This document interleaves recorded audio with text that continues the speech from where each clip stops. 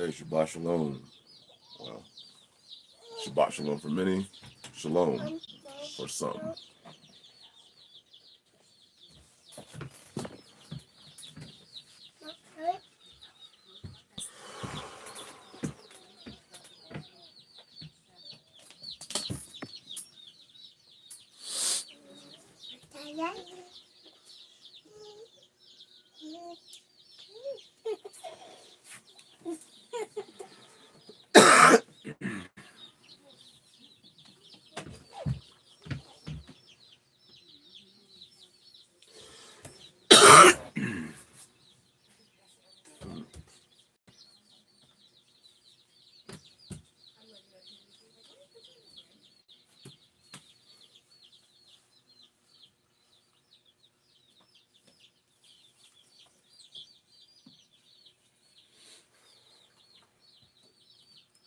Hallelujah.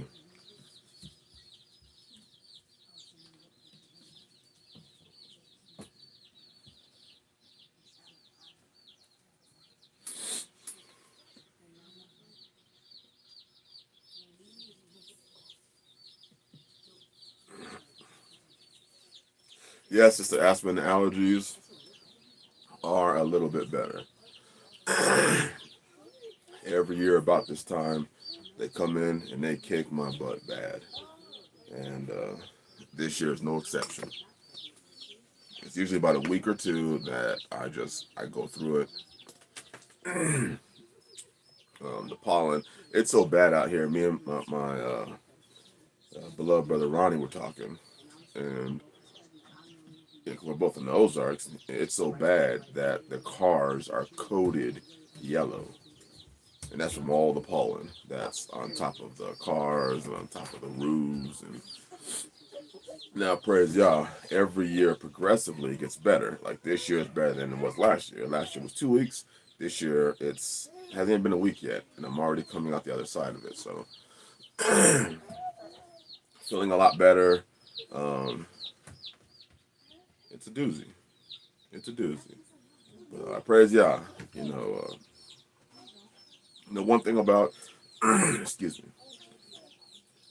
One thing about these allergies is that Yah never brings you to a place to abandon you.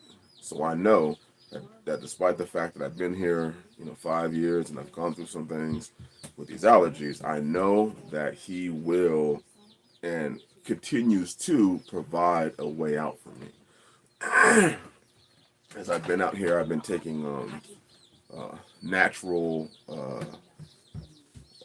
honey native to the area, and honeycomb, and it's been cutting down on my symptoms. It's caused the sisters to do deeper levels of research. I'm somebody who, when I was younger, I used to have severe asthma. Severe asthma, and I don't have it anymore. It's usually during this time that I get it, and it hits me. The rest of the year, this is really the only time of year that I will sneeze, I will cough, I won't have any of these issues. So I thank the Father. Despite that, I'm going through these things.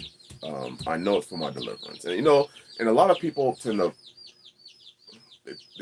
to try and over spiritualize everything, so that when you're going through something like this, it's a time of, oh, I need to rebuke, and no, maybe it's just a matter of I get notifications and there's tons of pollen.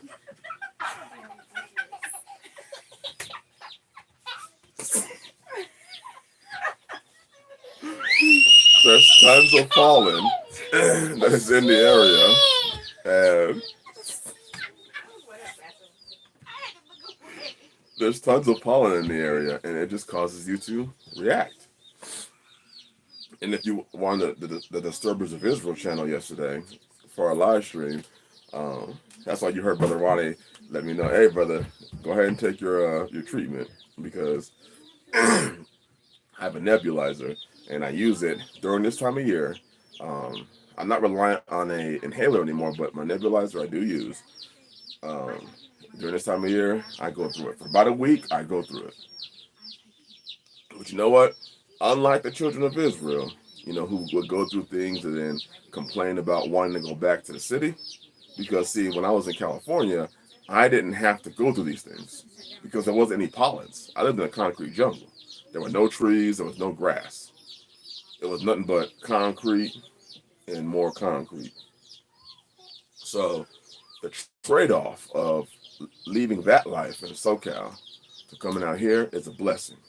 So if I have to go through a week of this so that my children and the sisters can live in a set apart lifestyle, hey, so be it.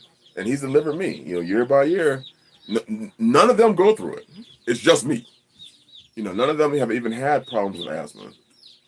It's me. So year by year, I am so thankful that, even when I was going through it, sometimes they'd be looking at me kind of weird, like, man, you wheezing and going through all that, and you still praising the Father? Hell yeah, yeah. I could be back in SoCal. I could be dodging bullets. Instead of dodging bullets, what, I have to suffer for a week or two? And I even notice his deliverance in that. Taking the natural local honeys and things like that. They've made some different ointments, and they use the yellow clover because when it gets to my lungs, it usually gets to my eyes too. So they've been, they've made some drops that go into my eyes that really knock out any allergic reaction that I have in my eyes. So there's no rubbing or eye rubbing. And a lot of us brothers, we make the mistake because we out there working. When your eyes are really going through it, you be rubbing them. But then you're putting all those, toxins and things out there in your eyes. You ain't washed your hands or whatever it may be. I'm overcoming it all. No, it's a process, but I'm thankful. My brother PP said, pollen doesn't get to me, but dander damn sure does. Man, Sister New World, Sister New World, bless you, sister. I try to use a mask. The problem with masks is this: when you're working, and for a lot of us brothers who work really, really hard on our properties, I mean, when it's 75 degrees, how fast? And this is for y'all brothers. How fast does it take you to sweat when you're on your land and it's 75 degrees and you're getting at it? You get outside and you're getting at it. How long does it take you to sweat?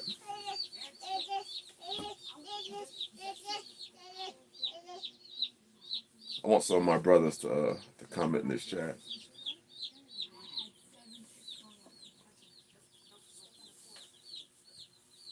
Y'all Sunrise said, sweat thinking about it. Oh, man. Brother Ronnie said about 5 seconds. That's right, my brother. That's right.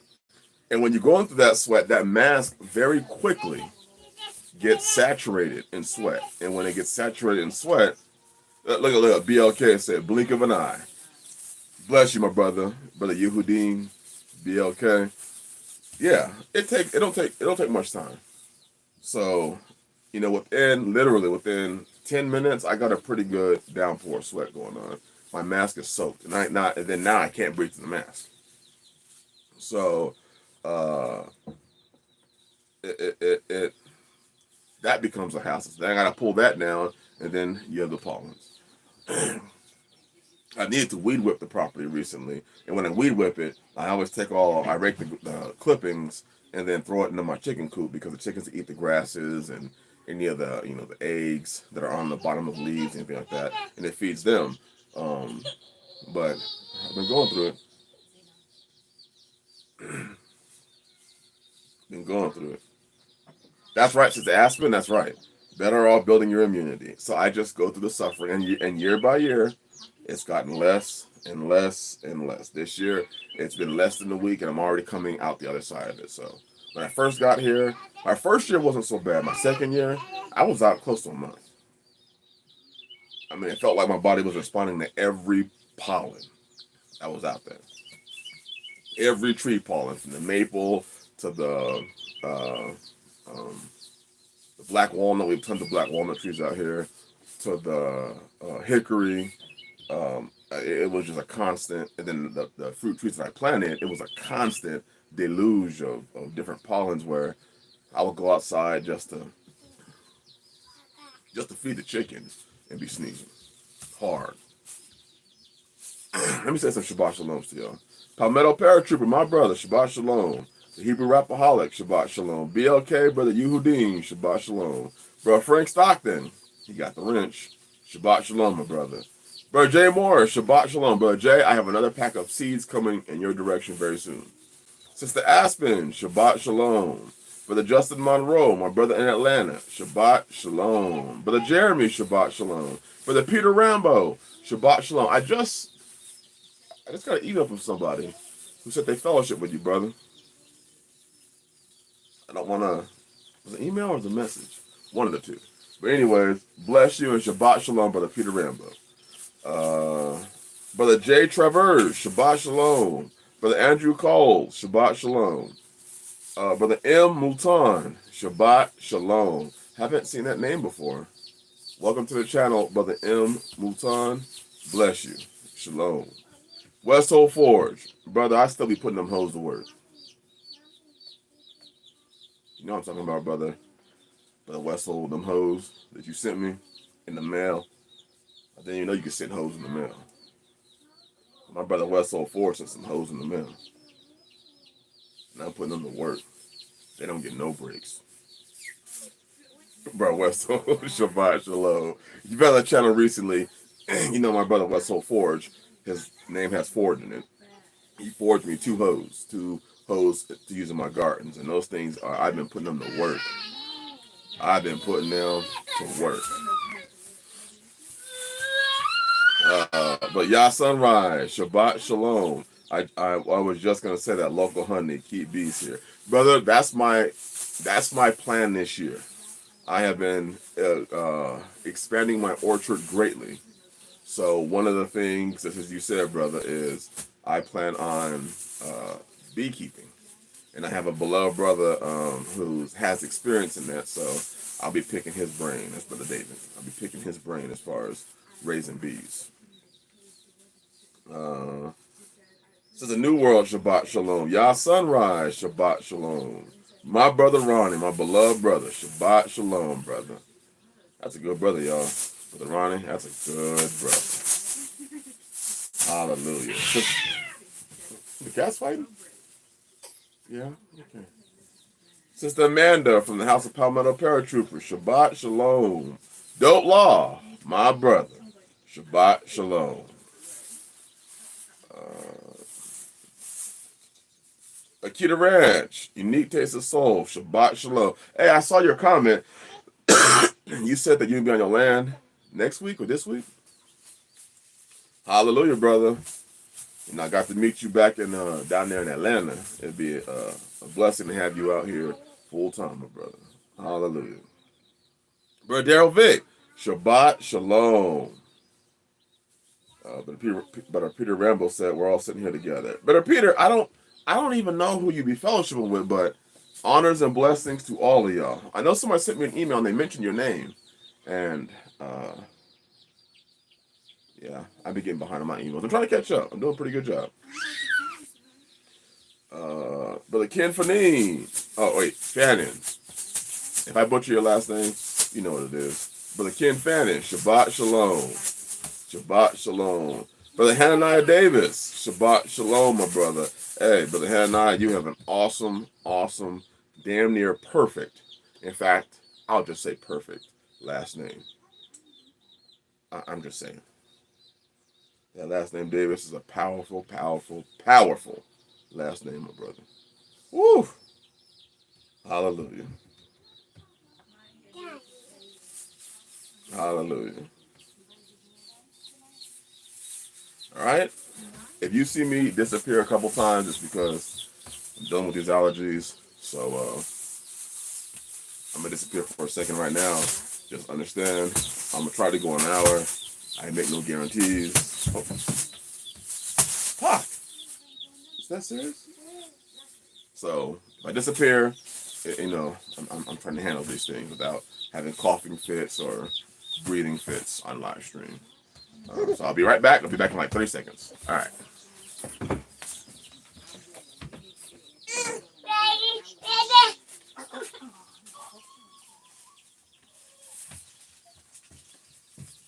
5 minutes.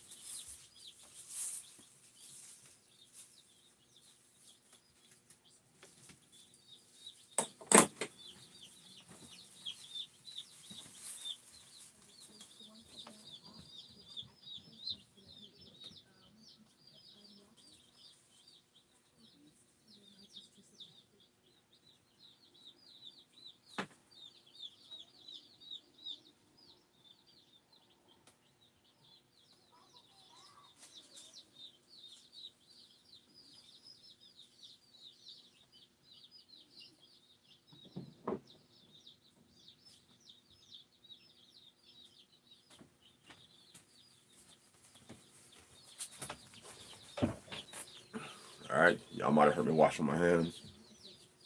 I got the mics in the ear. Hallelujah. Got to keep these hands clean. Y'all know what I'm saying.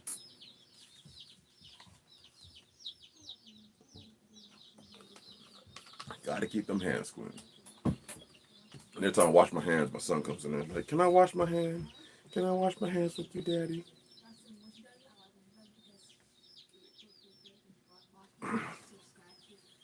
Yes, sister. Yes, sir. Yes, ma'am, Sister Amanda. That honey does work. It works miracles. Yes, ma'am.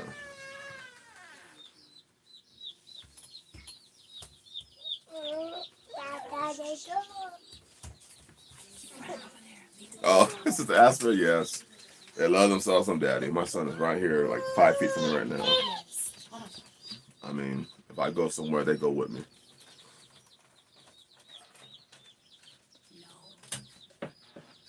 But Daryl Vick says back after these messages. So just know if I disappear for, a minute or so, I'm coming back. I'll probably hit mute next time. I just kind of want y'all to know I'm not going off and hiding. I'm washing hands or, putting eye drops in or taking a quick nebulizer shot just so I can come back and do these streams. Now, just let y'all know, I was not planning on doing a stream. I actually put up a stream earlier today. I actually put up House of Leaves, Shabbat Shalom, my brother. Shabbat Shalom. I was actually going to do a different stream today, and I have a stream coming out. If you didn't see it, it's called Wicked Shepherds.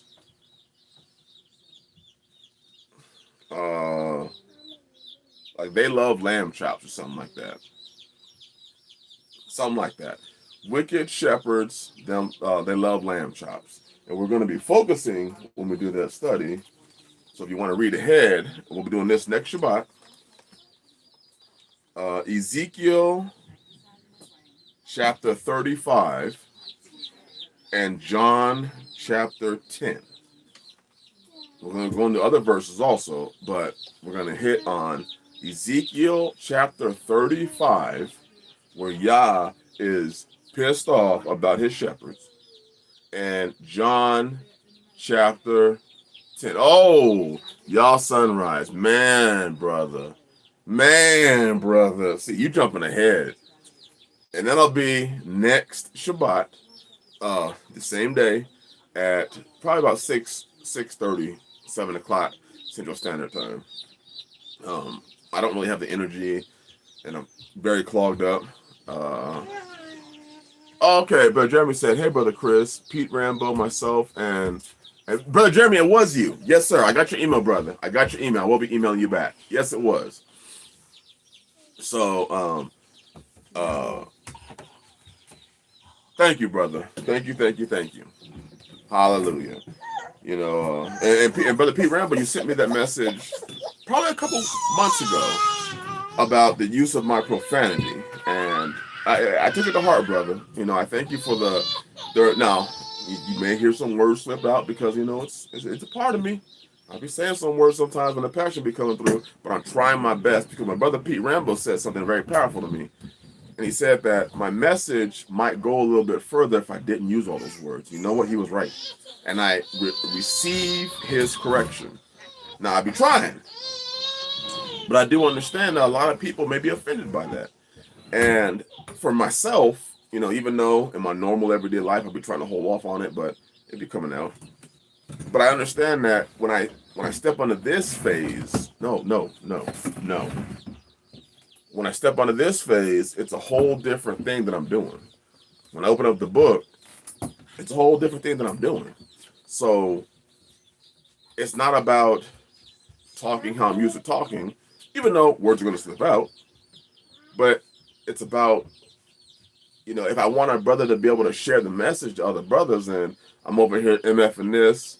Brother Pete Rambo. Hey, no, you good, brother. I thank you for that.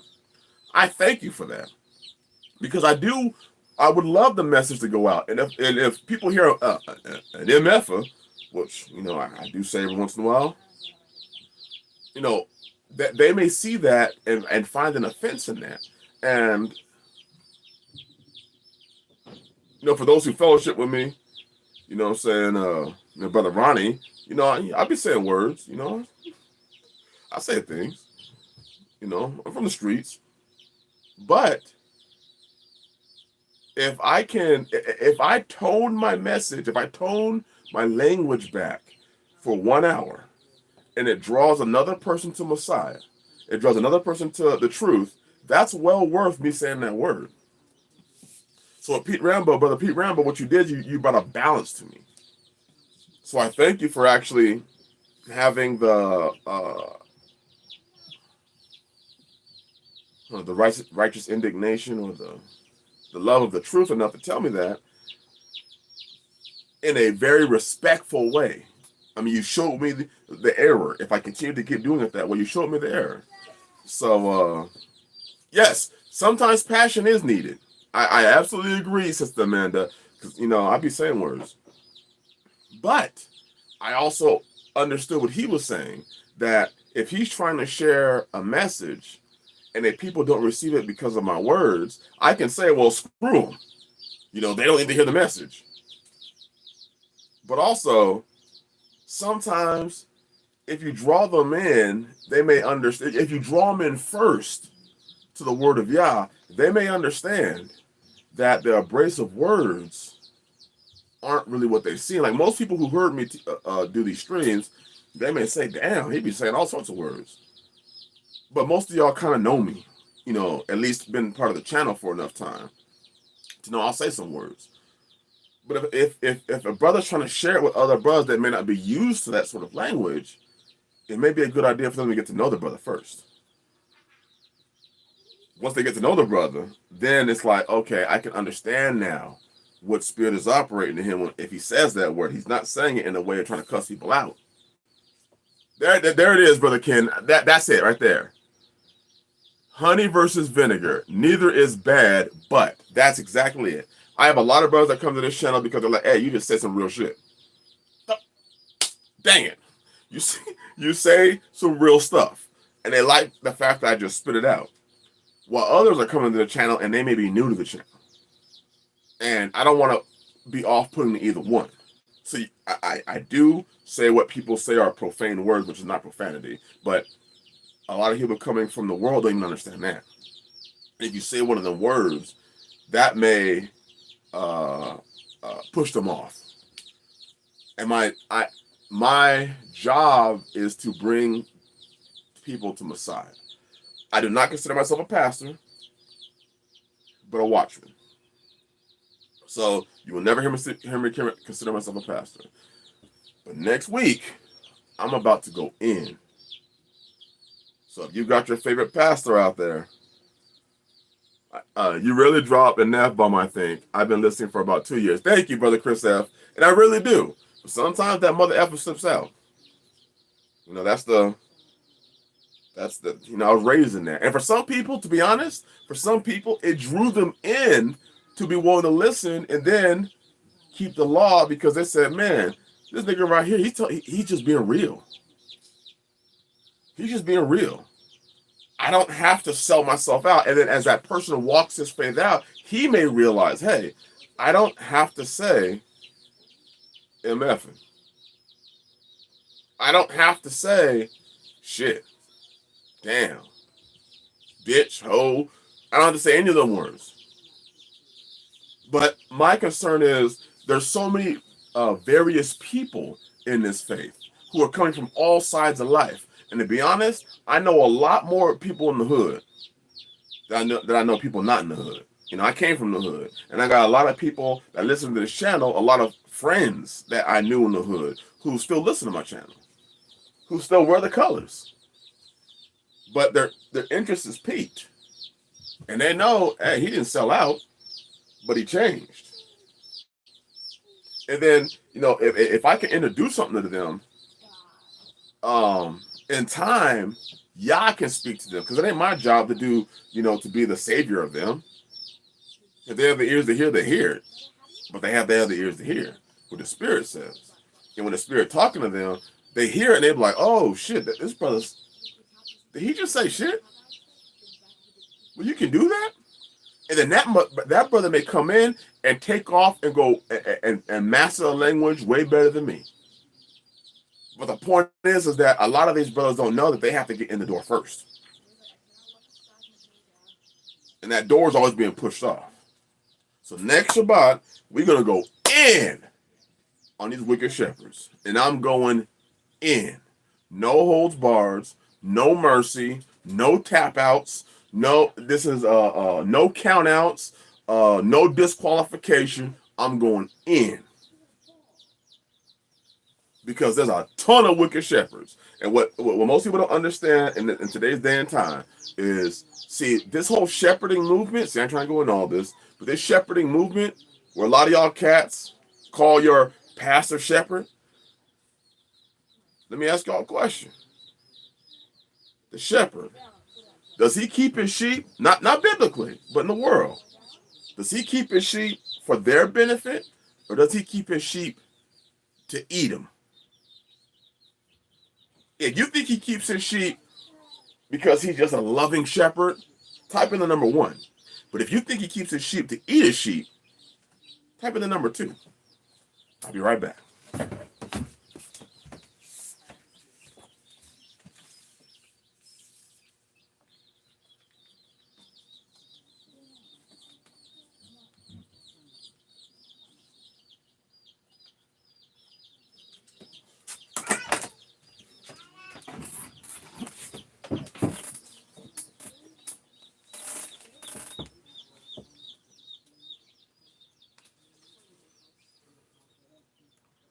Look at these twos.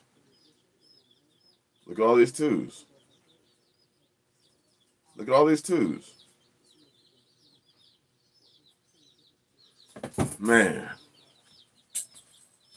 Most of these shepherds today keep their sheep to eat them, to consume them, which is exactly, and if you want to jump ahead, and I would, it would be a blessing if you did so. For next week, Ezekiel Chapter 35.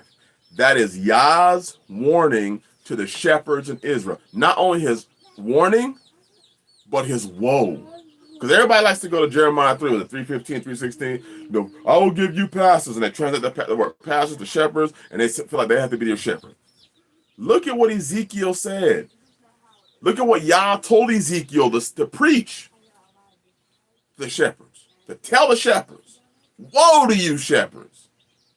And then also, go, if you read Ezekiel 35, Ezekiel or Yah tells Ezekiel, let them know, hey, one shepherd is coming. And then if you go to John 10 will tell you the shepherd that came. And that shepherd was Yahshua HaMashiach. But that was already known if you go back to Psalms 23, as I saw Sister Aspen say, and you heard me say this shout many times. David said, Yahweh is my shepherd. I shall not want.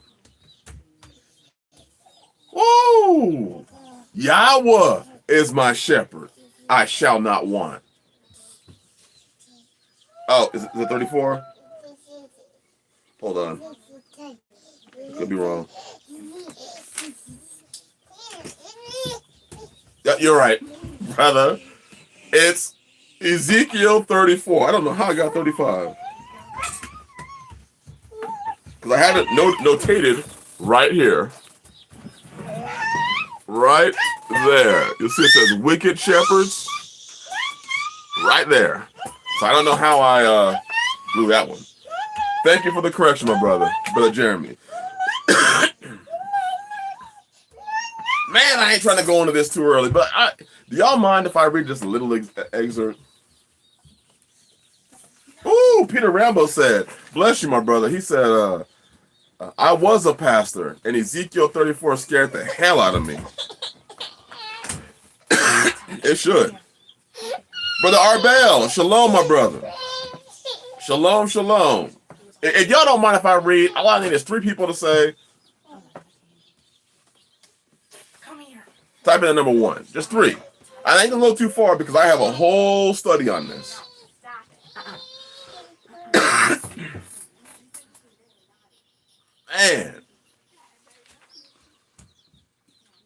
Man, oh man. We're still going to hit this next week, but I'm going to give y'all a little snippet. All right. So y'all be instigating shit. This is on y'all. Ezekiel chapter 34. And the word of Yah came unto me saying, so the word of Yah, this is Yah's word coming to Ezekiel. Son of man, prophesy against the shepherds. Time out. Because see, when we hit this, we're also going to see what Yah said to the scribes and Pharisees. Because the scribes and Pharisees at that time were shepherds. They were shepherding people. They were shepherding people. So we're going to see what Yah said to the scribes and Pharisees too. But already, he says, son of man, prophesy against the shepherds of Israel. Can you imagine today a man stepping up and prophesying against the shepherds of Israel? Can you imagine what the shepherds of Israel would say about that man? Oh, he wicked, rebuke not an elder, da-da-da-da-da, da-da-da-da-da. Man, oh man, we're going to hit this next week. And saying to them, thus saith Yahweh, thy Elohim, unto the shepherds, woe be to the shepherds of Israel that do feed themselves. Should not the shepherds feed the flocks? Ye eat the fat, and ye clothe you with the wool. Ye kill them that are fed, but ye feed not the flock. The diseased have ye not strengthened, neither have ye healed that which was sick, neither have ye bound up that which was broken, neither have ye brought again that which was driven away. Brother Daryl Vick, I got that verse in my teaching for next week. I was going to do today, but I'm not up to it because, I'll be feeling, these allergies. I want to make sure I can focus on it. Neither have ye sought that which was lost. Yah tells the shepherds, it's your job to seek after them that are lost. It's not their job to just wander back to you. It's your job to seek after them. That's why I did the stream that I did last week. I ain't a shepherd. Watchman, shepherd. But I'm trying to let the sheep that are lost, let them know, hey, come back. Come back. And so we focused on what does it mean to come back to the Most High, yeah. But see, today, these shepherds spend their time talking absolute crap. They can say, hey, a person's lost. And then they talk shit about that person. And they absolutely do the best that they can to demean and destroy that person's name. Last thing we talked about it, we said, hey, they say things like, if you leave us, you're going to hell. They want you lost. I have a verse for that. When these dudes tell you, would you leave us, you're going to hell? I have a verse for that. The Bible speaks about all things. I can't tell you now. I would just say, read your book. I'll give y'all some notes. Ezekiel 34, John 10, Hebrews 13:20, Matthew chapter 23, when Yahshua rebukes the scribes and Pharisees, Romans chapter 16, verses 18 through 18. We're going to go into this next week. We're going in. No holds bars. Let's continue. Verse 4, but with force and with cruelty have they ruled them. And they were scattered. You look at these churches and ministries today, and you look at the amount of people that are being scattered from these churches and ministries. They're being scattered. They leave the faith. Scattered. How is that, Yah? This is because these wicked ass shepherds who are scattering the flock. They call themselves shepherds, but they just scattering the flock.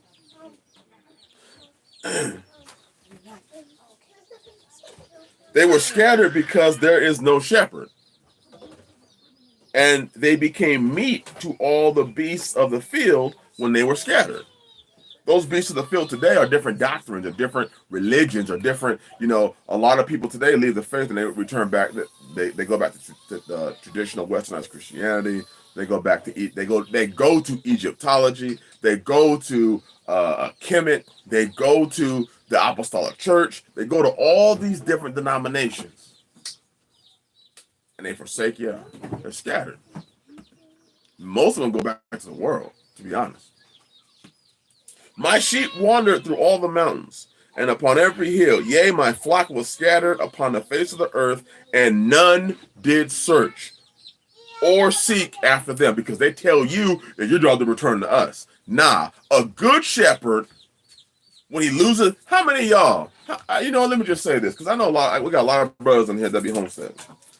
If you're a homesteading brother, and you've had a chicken, or a goat, or a sheep, or a cow, if you count your cows and you're supposed to have 16 and you got 15, or you're supposed to have 16 lambs and you have 15, or 16 goats and you have 15, or 16 chickens and you have 15. When you're missing that sheep, that chicken, that goat, or that cow, do you just say, well, I guess he did? Or do you actually search for him? If you search for that chicken, that goat, that lamb, that cow, type 1. If you don't search for it, you're like, hey, screw him, type 2. See, I know Kipper Farms. You know what I'm talking about. Kipper Farms said 1. Brother Arbel said 1. Brother Justin Monroe said 1. Brother Ronnie said 1. You go after that, and you search for it. Yah sunrise. Man, that's why the shepherd had his staff. He had a staff. The reason why David was so good with his sling was because we already read in the book that he was driving away lions. He was driving away threats from that sheep that separated from the flock. Yahshua said, I leave the 99 to go after that one. He didn't say, peace, nigga, you about to die. He said, I leave the 99 to pursue the one. Today, most of us, we carry the heat. 9mm, 223, 7.62 by 39, 40 Smith & Wesson, 45, 380, 38 special, 357, 12 gauge, buckshot, double aught, whatever you carry. When you go to look for that sheep, you strap. Because if, as my brother Yah Sunrise said, if you meet that threat, you're going to eliminate it. You don't say, well, I guess the sheep just left the faith. No, you searching after that sheep. Because you know what you put into that sheep. You know what you invested into that sheep. You know, hey, just as we who are sheep to Yahshua, the good shepherd, the great shepherd, as it says in Peter, as it says in John, and as it says in Hebrews. When we leave Messiah, how many times have we veered away from Messiah and his path? And he was fighting tooth and nail to keep the devil from being all up in your ass. He was fighting the devil tooth and nail. The devil was laying accusation after accusation after accusation against you. And Yahshua kept saying, nah, he mine. That sheep is mine. See, but here's the problem, brothers and sisters, and I won't go too far. I ain't going to go too far in this. Maybe I should just do it right now. Should I just do this teaching now? was trying not to. You know what? I might be up to it. If you want to just hear this teaching now, type 2. If you don't want to wait till next week, just type 2. If I can get 5 2s, we're gonna hit today. We already done started half the chapter already.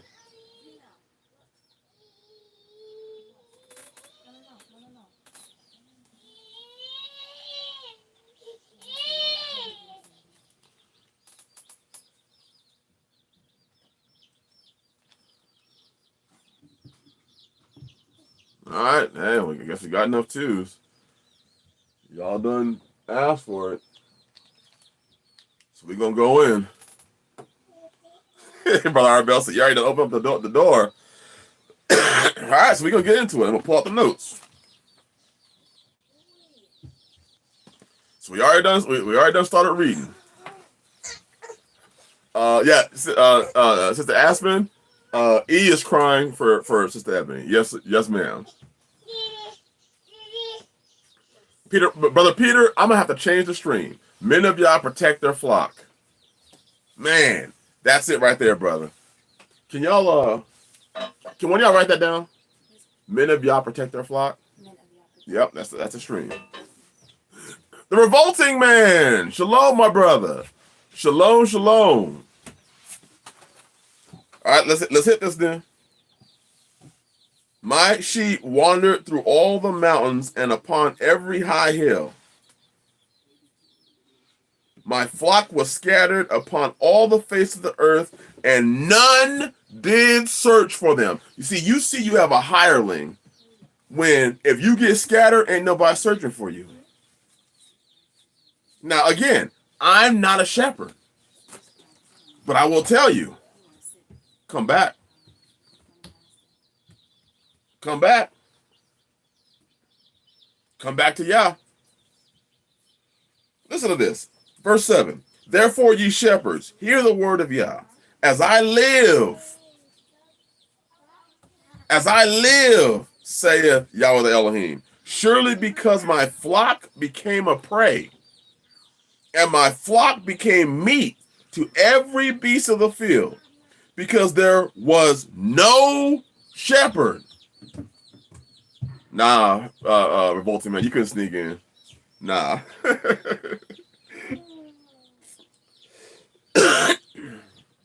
because there was no shepherd, neither did my shepherd search for my flock. You see, there's a litmus test right there. The shepherd must seek for his flock,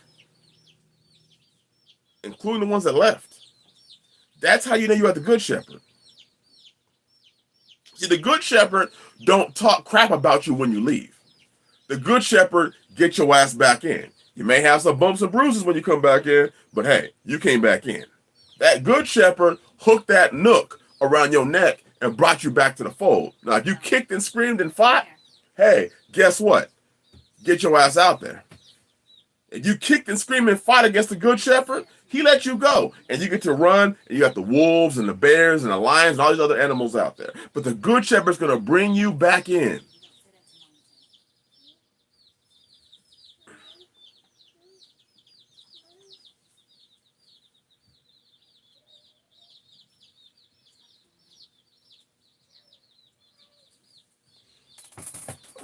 Let me read some of these comments. BLQ, I saw your comment, brother, and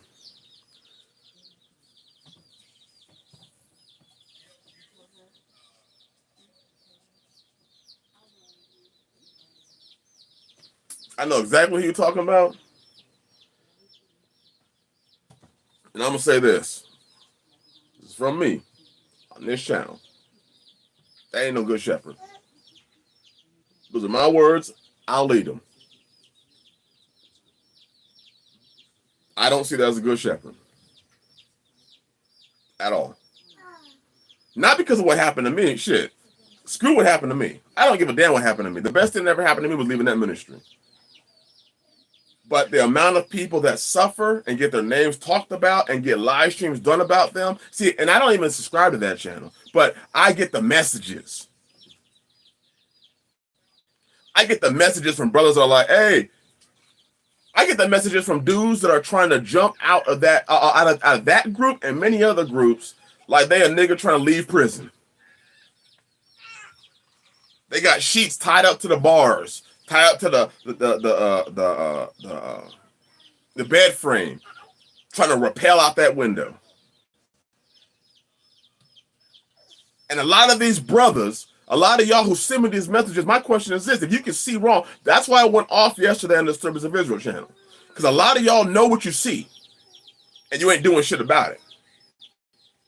You're afraid to walk away. You're afraid to say, hey, I see wickedness, I see a foolishness, I see things that ain't right, I'm leaving.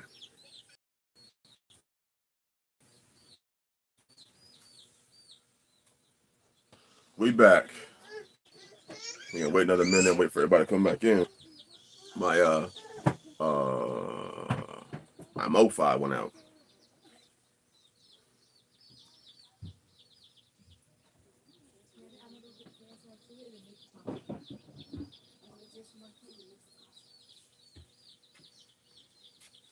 Let's wait another minute or two. Revolting, man. Quick, someone sing a song. I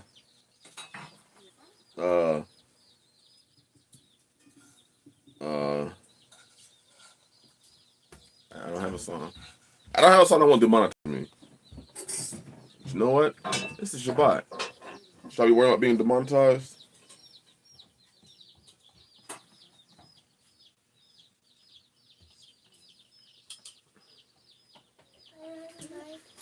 You know, I love when I see the brothers commenting in the chat. You know, I saw Brother Ryan Laveridge say, "Hey, revolting man."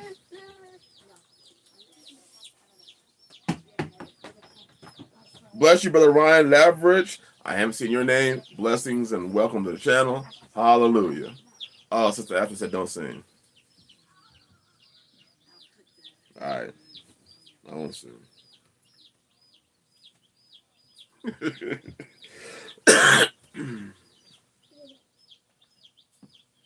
Brother Ken said, no, Brother Chris, please.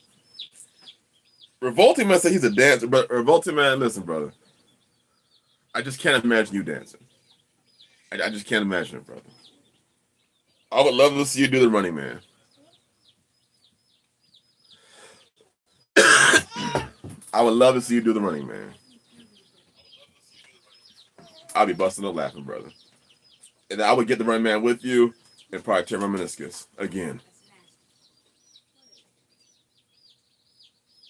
Oh, okay, I'm a decent ballroom dancer. I don't think ballroom dancing is the same as a blood walk. There might be a big difference there. I guess we have different dances.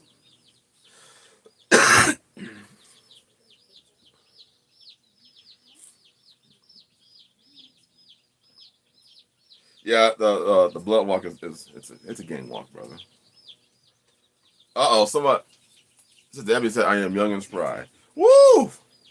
Young and spry. She over there laughing.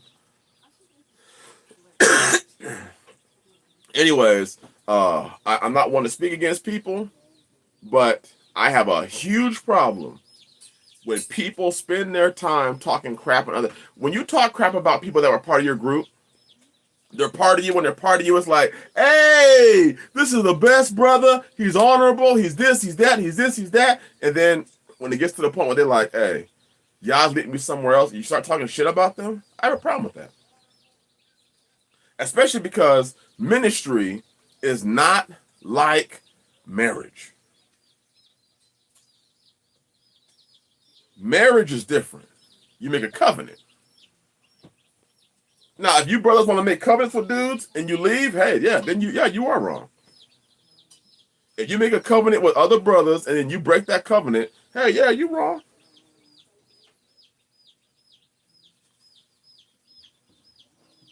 I do believe that as a man, you should go to that man and man alone. I'm a firm believer in that. I tried doing that. They didn't want to hear from me. So now, hey, I'm doing my thing.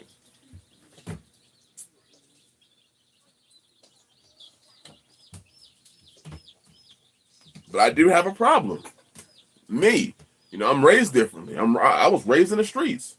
I have a problem with dudes who can sing the praises about somebody all day long, and then when the shit turns, suddenly that's a wicked brother. You got all that shit to talk about him. I have a problem with dudes who, have other brothers tell them shit in confidentiality, and then when the shit go upside down, suddenly you want to blast all their shit out. I have a problem with that. See, I've had brothers tell me things in confidentiality. I have brothers that tell me things in confidentiality that aren't even part of the channel no more. They're going and doing their own thing. They may have even gone back to the world. You know what? I don't tell you they shit. I don't say this brother did this, and this. Because if it's his personal issue that's affecting him and his household, that is not for me to share. That shit is not for me to share. The Bible, Sirach talks about the one that breaks that confidentiality, that breaks that trust. Now, if a dude want to tell me something, or he don't tell me it, but he's just trying to finagle and to make gain of something, y'all call your ass out. That's why I call out IP. I will call your ass out when you're trying to make gain of people in Israel.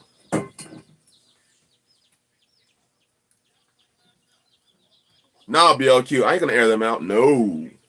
Because here's the thing. The Bible says, judge not unless you be judged. Whatever measure you meet on somebody else, you will receive yourself. Do you really think that I want y'all to come out and air out all my shit? Air out my shit from my past? Air out my shit from when I was still living in the hood, the shit that I did? I don't want y'all. Brother David, my beloved brother. My beloved brother. Shabbat shalom, brother. I do not want y'all airing that out.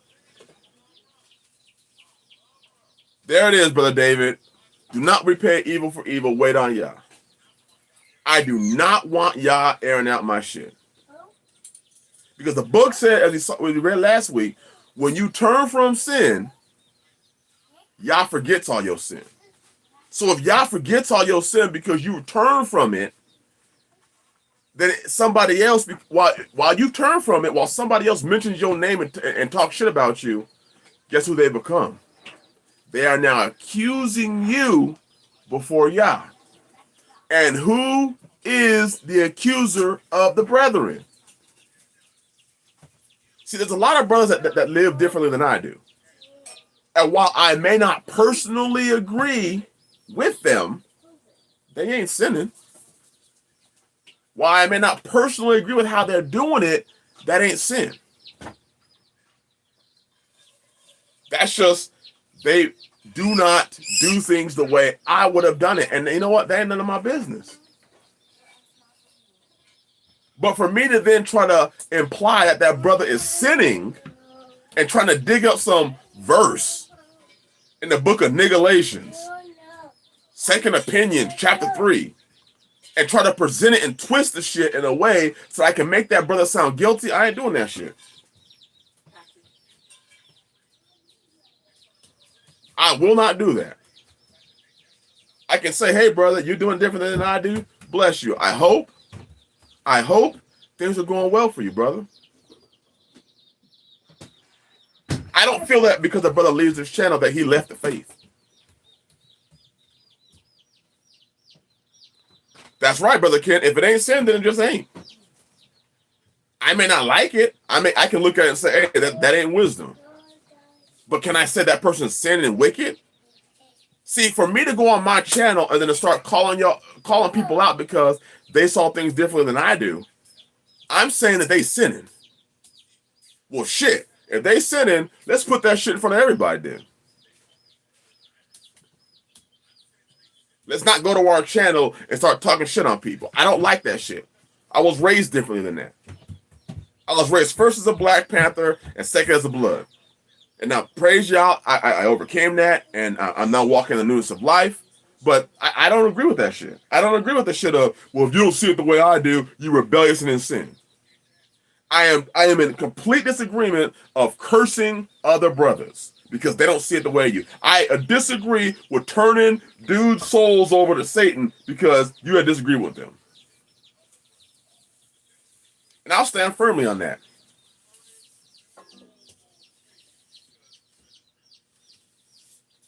There it is, Brother Gary. The first person story always sounds good until you hear the other side. That's why these dudes always say shit like, don't eat off other tables. You don't need to hear the other side. You know, that's why they try to cut you off. They try to say things like, hey, if you talk to that other brother, you're not part of us anymore. Well, what you mean? See, I don't go with all that stuff. I will stand firmly on this channel and tell you I don't go with all that. Firmly. You don't like it? I don't give a damn. I didn't ask you to like it. How about this? Go to your own damn channel and talk shit about me. See how much I care. Because you've already done it. And I still don't care.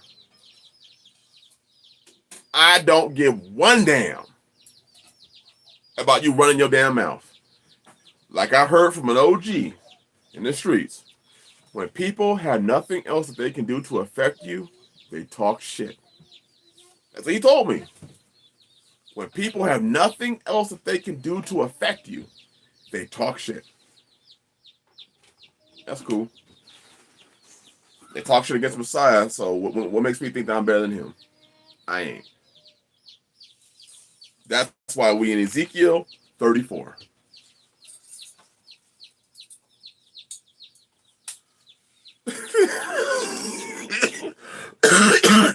Dude said, all right, who broke Chris's heart? Sadly enough, brother, I can't say my heart's ever been broken. But you know, you've had those times when you trusted in people. And you go back to the book and the Bible says, do not put your trust in man. And you're like, oh man, how did I allow somebody to convince me to trust in them? Hold on one second.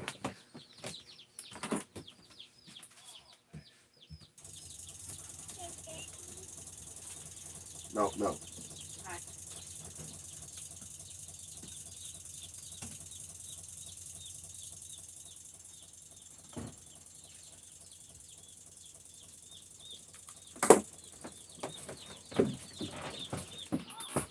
All right.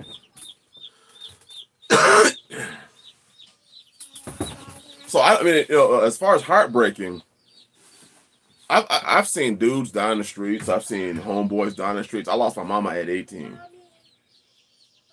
from cancer. I done gone through it. My dad left us when I was young. My biological father left me when I was young for white powder. So I done gone through it. I had two older brothers. They left me when I was 13 to go and live with their biological father because my mom and my dad divorced. And my two older brothers who I looked up to, they went and moved with their father, with our biological father, because they had more freedom.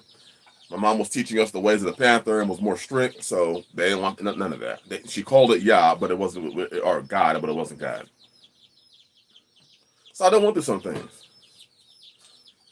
I had 3 children that I birthed that because I tried to, you know, previously, because I tried to walk this way, they decided that they didn't want to walk the way, and they went and live with their biological mama, who I was married to for 7 years before she left me for another man. So I've been through this. This ain't a heartbreak. This is just the simple reality of, hey, Brother Chris, myself, the Bible's true. I have reaped what I have sown. I have sown a lot of shit in my life. So the reaping of that shit was painful. And there were times that I felt like my heart was breaking. When you have all these things ripped away from you, it should hurt. But at the end of the day, I thank the Father. I thank Yah. Because here I am today. Here I am today. And the Most High Yah has given me more than I could have ever imagined. Now, I didn't see it when I was first going through it. But now that I've gone through it, I see it now. I see what Yah was building. Didn't see it then. That's why in Sirach 2, it says, I don't have my apocrypha with me. Yup, do you have my apocrypha? That's why it says in the apocrypha, you'll be increased in your last end. You're not going to be increased in the middle of it. You're going to be increased at the end of it. You'll understand at the end. It's down here? Oh, thank you. I didn't see it. Look at this. Sirach 2. My son, if you come to serve Yahweh, prepare yourself for temptation. Set thy heart aright and constantly endure, and make not haste in time of trouble. Cleave unto him and depart not away, that thou mayest be increased in thy last end. In the end, you'll be increased. There it is, Brother Chris F. Real faith moved first. And I had no reason to trust in Yah. I had no reason to trust in him because I was living me. But I heard it in street terms. I heard it. Hey, trust in me, nigga. I thought, you know who I is? Yeah. Submit yourself to me. Did you just tell me to submit myself to you? Submit yourself to me. I mean, I have the ears to hear, so I'm either crazy as hell or I'm hearing something. And I submitted myself. I ain't never heard nothing that powerful. I never heard the OG of OGs. What I mean by OG is the original God, the original Yah, the OG. I never heard the OG tell me something. Trust in me. All right. And I trusted and kept trusting and kept going through things. And he kept tearing down my pride. He kept tearing down who I thought I was so that he could rebuild me in who I am. Hallelujah. But David said, brothers will hurt your feelings for sure. Think they love and appreciate you only to discover that they are just like everyone else. The real ones will be real, though. Can you give me that sweatshirt? Yes. It's the light beige one. Yes.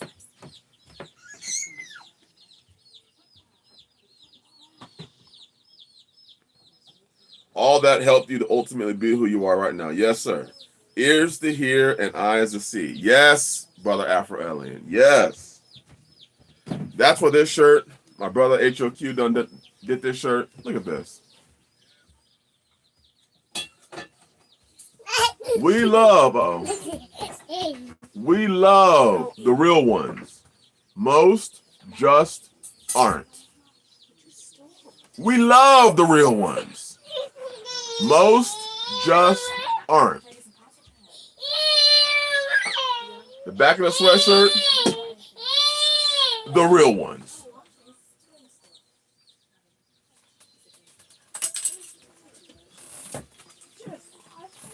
Most just aren't.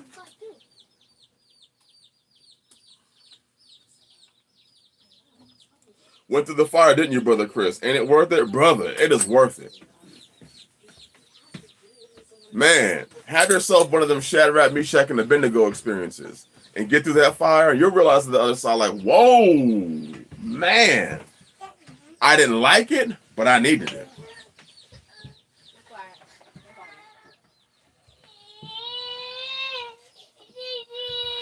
Oh, the diagnosis. Brother, that's real. To hate on a man in that way is a feminine energy. That is a very feministic quality, brother. Brother, you just told the truth. I can't put it up there. You just told the truth, brother. For a brother to leave you, see, some of y'all have been on my channel for a while. You've seen people come on into my household, and they're not part of my household anymore. And you notice that I didn't spend any time really talking about them. Most of y'all don't even know their names.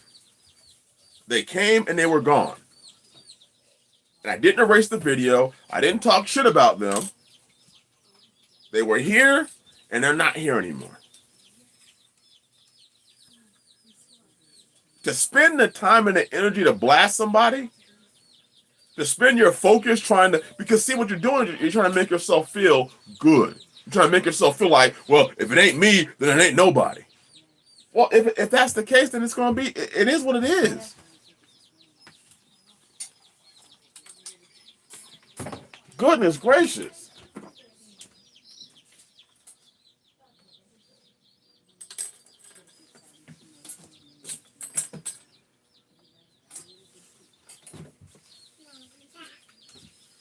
But a lot of these energies that dudes have, when they want to spend their time trying to take another man down, is foolish. And you call yourself a shepherd?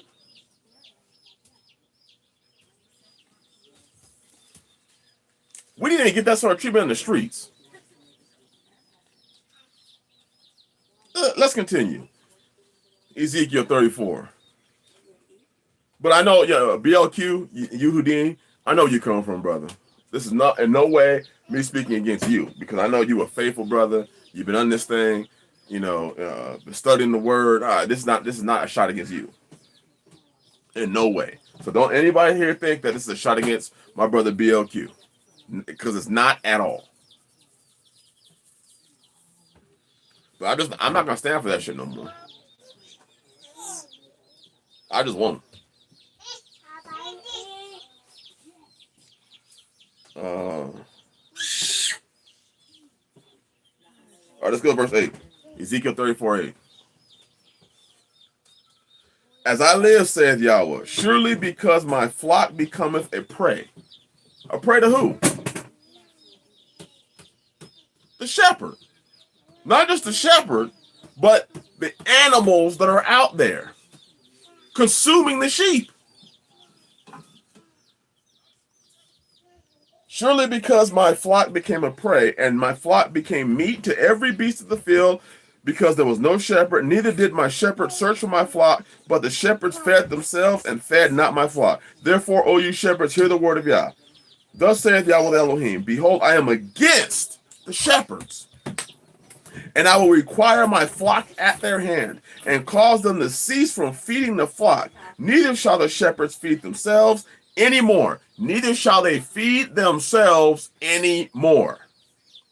For I will deliver my flock from their mouth, that they may not be meat from them. Yah is saying the flock is no longer going to be meat for the shepherds.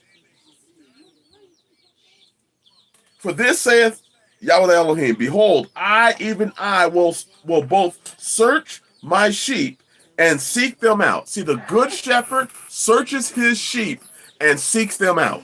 The good shepherd will look for his sheep. That's how you know you belong to the shepherd, the good one. The good shepherd will always seek out his sheep. He will know his sheep by name. And when one is missing, he goes and looks for it. Now, the sheep don't want to come back. The sheep don't want to come back. But he's going to look for his sheep. For thus saith Yahweh Elohim, behold, I, even I, will both search my sheep and seek them out. As a shepherd seeketh out his flock in the day that he is among his sheep that are scattered, so will I seek out my sheep and will deliver them out of all places where they have been scattered in the cloudy and dark day. And I will bring them out from the people and gather them from the countries, and will bring them to their own land and feed them upon the mountains of Yisra'el by the rivers and in all the inhabited places of the country. I will feed them in a good pasture. Let's jump to Psalms 23 real quick. What you're hearing right now, you're about to hear in Psalms 23. And you're about to hear who the good shepherd is in Psalms 23 too. So let's continue. I will feed them in a good pasture, and upon the high mountains of Israel shall their fold be. There shall they lie in a good fold, and in a fat pasture shall they feed upon the mountains of Israel. I will feed my flock, and I will cause them to lie down, saith Yahweh the Elohim. He will cause you to lie down. Psalms 23. Yahweh is my shepherd, I shall not want. Yahweh is my shepherd, I shall not want. He, Yahweh does, maketh me to lie down in what? Green pastures. The same pastures I talked about in Ezekiel 34? Those pastures. He leads me beside the still waters. He restores my soul. See, a lot of y'all cats think your shepherd is going to restore your soul. Yah says himself in his book. Or David said, he, being Yah, the good shepherd, restores my soul. He leadeth me in the path of righteousness for his name's sake. So if you're going through the path of righteousness, the only person leading you is not Brother Chris. It's not Pastor Casey and JoJo. It's not pastor this or elder that. It's Yah who's leading you. Yea, though I walk through the valley of the shadow of death, I will fear no evil, for thou art with me. Thy rod and thy staff, they comfort me. Why do they comfort you? Because they're comforting you by first keeping the other wicked animals away from you. They're also comforting you that hook, because when you're straying off, he hooks your ass and brings you back to the flock. He hooks your ass and brings you back to the fold. He may have to whack you a couple times to get you to come back. But if he whacks you and you keep rolling out, hey, see you later. You weren't none of his then. Thou preparest the table before me in the presence of my enemies. So that means in the front of your enemies, brothers and sisters, Yah's making a table for you. Do you know how much it's going to eat them up? Do you know how much it's going to eat y'all's enemies up? That Yah's setting a place for you at the table. And your enemy just sitting there saying, he ain't in the faith, Yah. He ain't with us. And Yah's like, nigga, shut your damn mouth. You worker of iniquity. I don't even know your ass. But I do miracles in your name. I don't even know your ass. Get your ass away from me. I'm setting a table for who is mine. Who are my sheep. Well, I say he ain't your sheep. Oh, so do we have a battle now of the shepherds? Who do you think's going to win? Pastor Casey and JoJo or the true shepherd Yahshua? Who's going to win that game? Thou anointest my head with oil, that cup runneth over. Surely. Okay. Thank you. Thank you, son. Surely goodness and mercy shall follow me all the days of my life, and I will dwell in the house of Yahweh forever.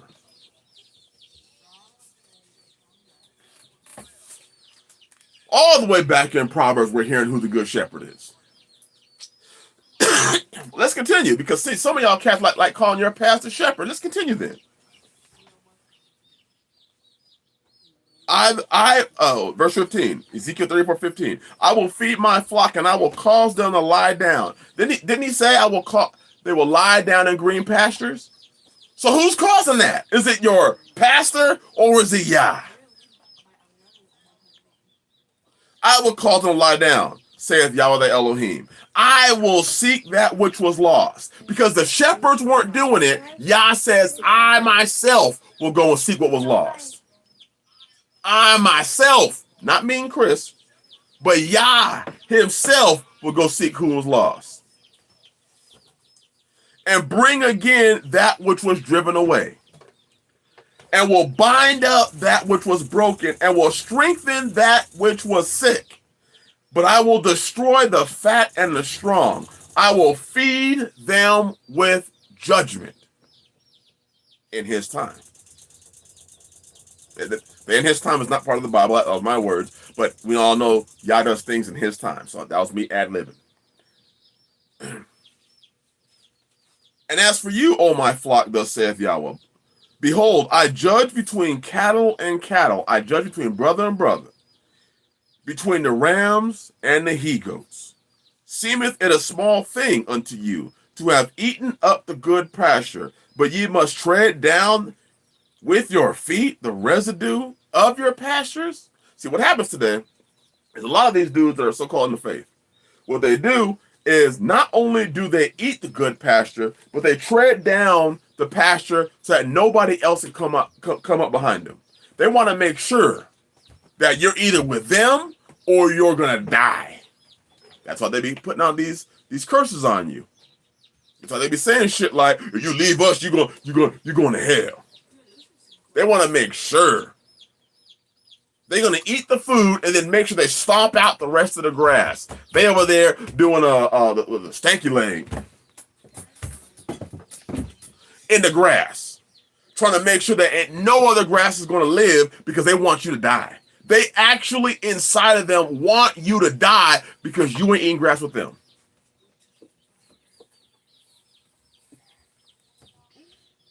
See with this small thing that you have eaten up the good pasture, but you must also tread down that with your feet, the residue of the pasture? And to have drunk of the deep rivers, you must foul the residue with your feet? And as for my flock, they eat that which ye have trodden with your feet, and they drink that which ye have fouled with your feet. Therefore, thus saith Yahweh. Listen to this. Listen to this.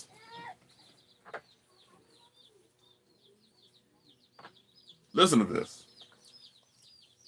Man. Let me get an eye drop in mine real quick.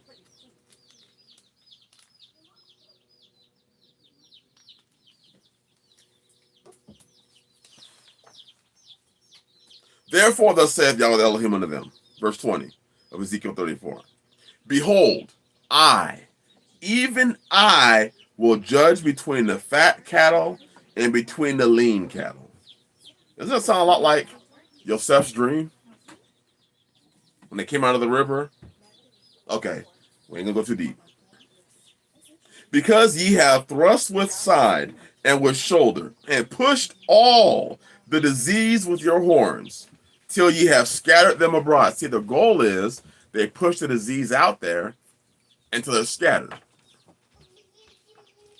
Therefore will I save my flock, and they shall no more be a prey. And I will judge between cattle and cattle. Uh-oh. Look at verse 33, everybody. Please, if you got your Bible, look at Ezekiel chapter 34, verse 23. This is Yah.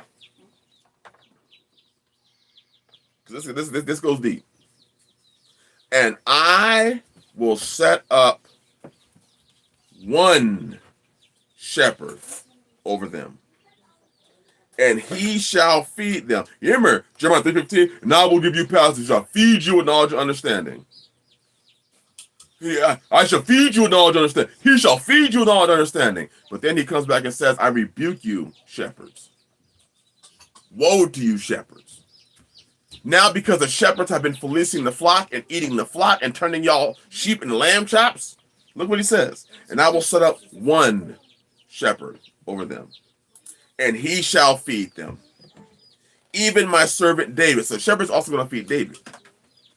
He shall feed them, and he shall be their shepherd. Man, it don't get more clear than that, does it?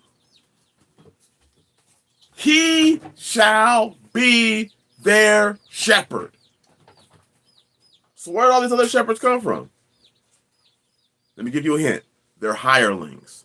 That's why you have to pay them. That's why you're dropping all your shit at their feet. Because they're hirelings. Today, you see it as the shepherd's supposed to, the sheep give their, you got pastors today who ask the congregation, would you die for me? What? If you're the pastor, that means you're the shepherd. And if you're the shepherd, doesn't the shepherd die for his sheep? Doesn't the shepherd die for his sheep? Doesn't he go and challenge the lion? Because Yahshua died for his sheep. So if you ain't willing to die for if you asking your sheep will they die for you, nigga, you a hireling.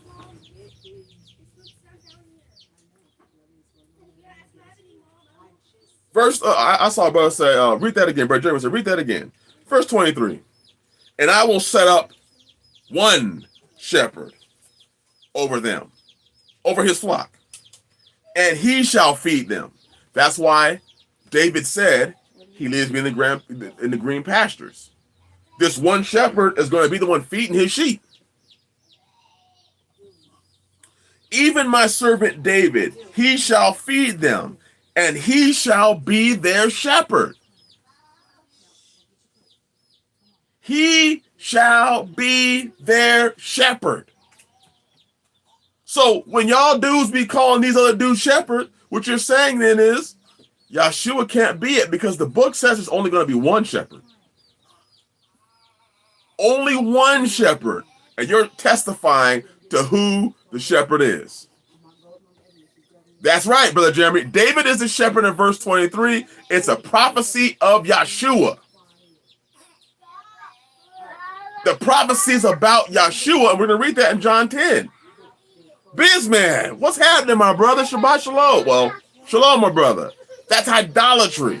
When you be calling these other dudes your shepherd, you worshiping them. You are putting them in the place of Yahshua, which is why they treat you as if they were Yahshua, and you can't get salvation but by them, which is why they say when you leave their fellowship, when you leave their church, when you leave their ministry, you go into hell.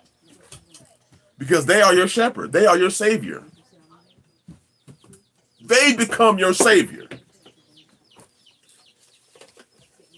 And I, verse 24, Yahweh, will be their Yah, and my servant David, a prince among them. I, Yahweh, have spoken it. He has spoken it. The words of Yah have come forth, and he has said, I have spoken. There's going to be one shepherd. So who the hell you calling shepherd? That's right. The diagnosis, the same thing as reverend. So who you calling shepherd? You're one shepherd. You are testifying with your mouth who your shepherd is. And since there's only going to be one, you just claimed your shepherd. That's why I can proudly say, Yahweh's my shepherd. Oh, wait, who's that? But Johnny Graham, man, bless you, my brother. Shabbat. Well, I hope you had a blessed Shabbat. You can't serve two masters. You can't have two masters. You can't have two shepherds. Especially when Yah says he's sending you one.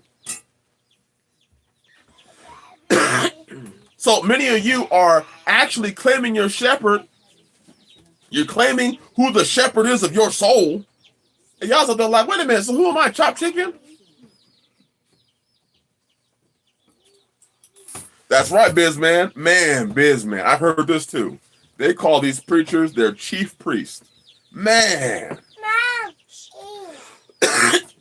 Man. Yah Sonamai said, have had many animals for many years. The best tool I found to help is good fencing. Woo! Man. And what's the book say? What proceeds from the mouth comes from the heart. So if you call that pastor your shepherd, what you're actually saying is from your heart. You truly believe that. So how about it? And I will make with them a covenant of peace, and will cause the evil beast to cease out of the land, and they shall dwell safely in the wilderness and sleep in the woods. And I will make them and the places around my hill a blessing, and I will cause the shower to come down in its season. There shall be showers of blessings. And since I started to serve the true shepherd, there have been showers of blessings.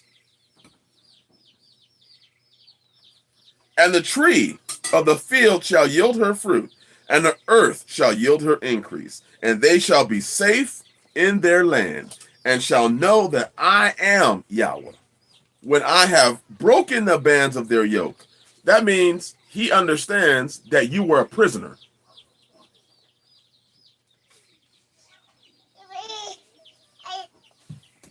And delivered them out of the hand that those that serve themselves of them. That word of them is huge. That means that the people that were serving themselves were people that were amongst you.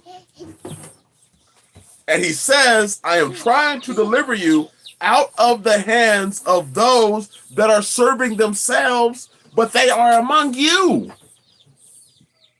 Look at these fat cats making money off of you. Look at these fat cats that get greedy of gain of you.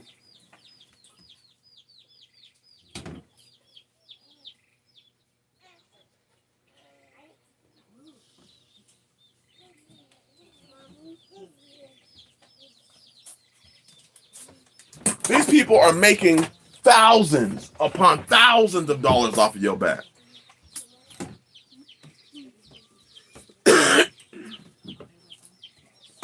And aren't they of you? Yes, they are.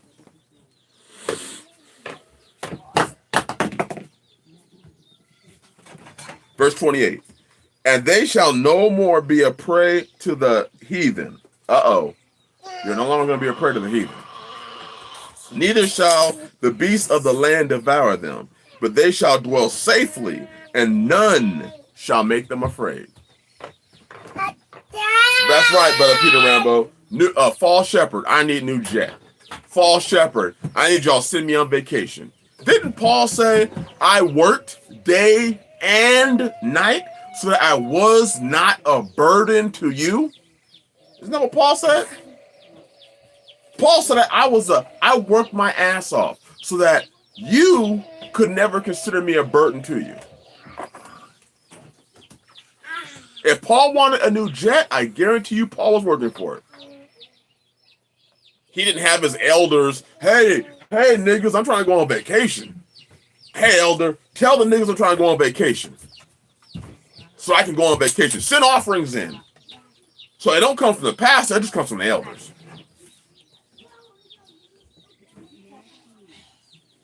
And they shall no more be a prey to the heathen, neither shall the beasts of the land devour them, but they shall dwell safely, and none shall make them afraid. And I will raise up for them a plant of renown, and they shall be no more consumed with hunger in the land, neither bear the shame of the heathen anymore. Thus shall they know that I am Yahweh the Elohim, and with them, and that they, even the house of Israel, are my people, saith Yahweh. Look at that. Look at what Brother David said. Hey, elders, I need a new pair of $500 boots. Hey, elders, I need to go on vacation. Hey, elders, I need this. Collect an offering. And ye, my flock, the flock of my pasture, are men. The flock of Yahweh's pasture are men. Now, let me say this. It's not to be offensive towards you, but the flock of Yah's pasture are men. It's right there in the Bible. Please do not take offense to that. I'm not saying that you are not valuable to Yah's flock. But being part of Yah's flock, if the flock of Yah's pastures are men, then you would have to be with a man to be part of the flock. Whole nother study. But yeah, I can go there. Whole nother study, but it's clear as day. Thus shall they know that I am Yahweh the Elohim, and with them, and that they, even the house of Israel, are my people, saith Yahweh. And ye, my flock, the flock of my pasture, are men. And I am your Yah, saith Yahweh the Elohim. Man, the Afro-Elliot, that's truth, brother. Taxing the people. Taxing the people. Making gain of the people. Trying to convince y'all that in order for you to serve Yah, you have to be like the rich young ruler and lay it all and sell all and give it to the poor. The rich young ruler's riches were his Yah. So what Yah was showing man is whatever's in between you and him, even if you keep the commandments of Yah, whatever's in between you and him, get rid of that shit. That's why he says before, it can't be father or mother, son-in-law. You can't have nothing in between you and him, including your riches. It doesn't mean if you are a man and you serve Yah, and Yah's your Yah, and you're keeping the law, that you just have to get rid of your shit because some man told you to. That shit's crazy. Maybe Yah entrusted you with those riches to bless others. He didn't say, I'm giving you this so you can give it to somebody else so they can do good with it. He said, I'm giving it to you. I'm giving you these broad corners of your field. You determine what the corners are, and you bless others with it.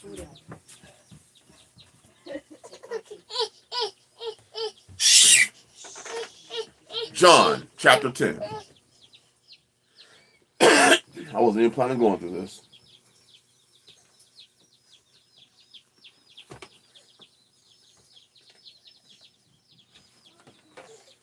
Wow, Sister Aspen. See, that shit is crazy. A lot of what we see today in the so-called faith has resembled and taken on the exact image of traditional westernized Christianity. Man, y'all, sunrise. That's in the book. Leave an inheritance to your children, not his. And you give all your stuff to him, who's the inheritance going to? It ain't your children. Well, I'm relying on him to give my inheritance to my children. Is that what the book says? The book tells you to rely on another man to give your inheritance to your children. Or to tell you to do it. You don't know? Read the book.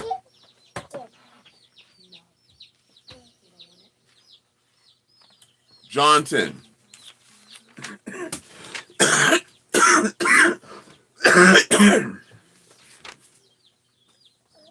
John 10.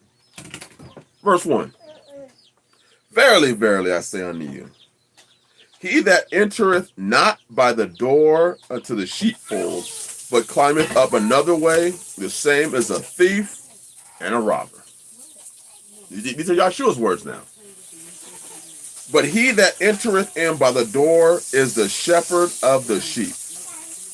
To him that porteth the porter openeth, and the sheep hear his voice, and he calleth his own sheep by name, and leadeth them out.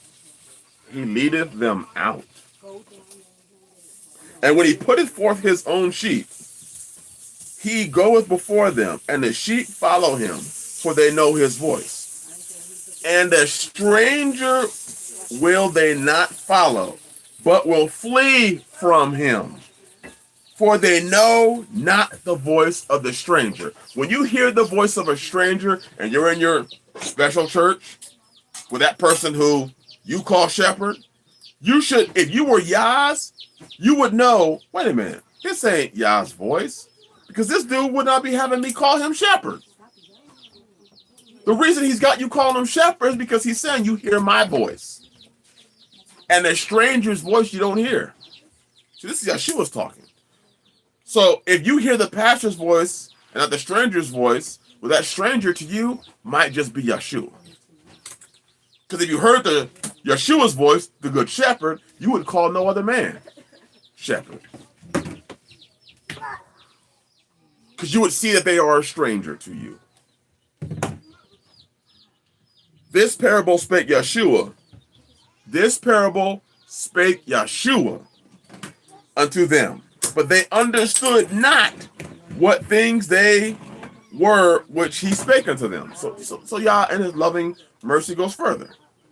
Then said Yahshua unto them, verily, verily, I say unto you, I am the door of the sheep. All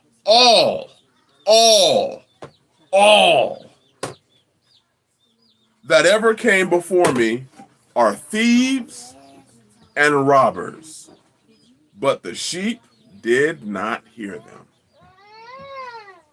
I am the door.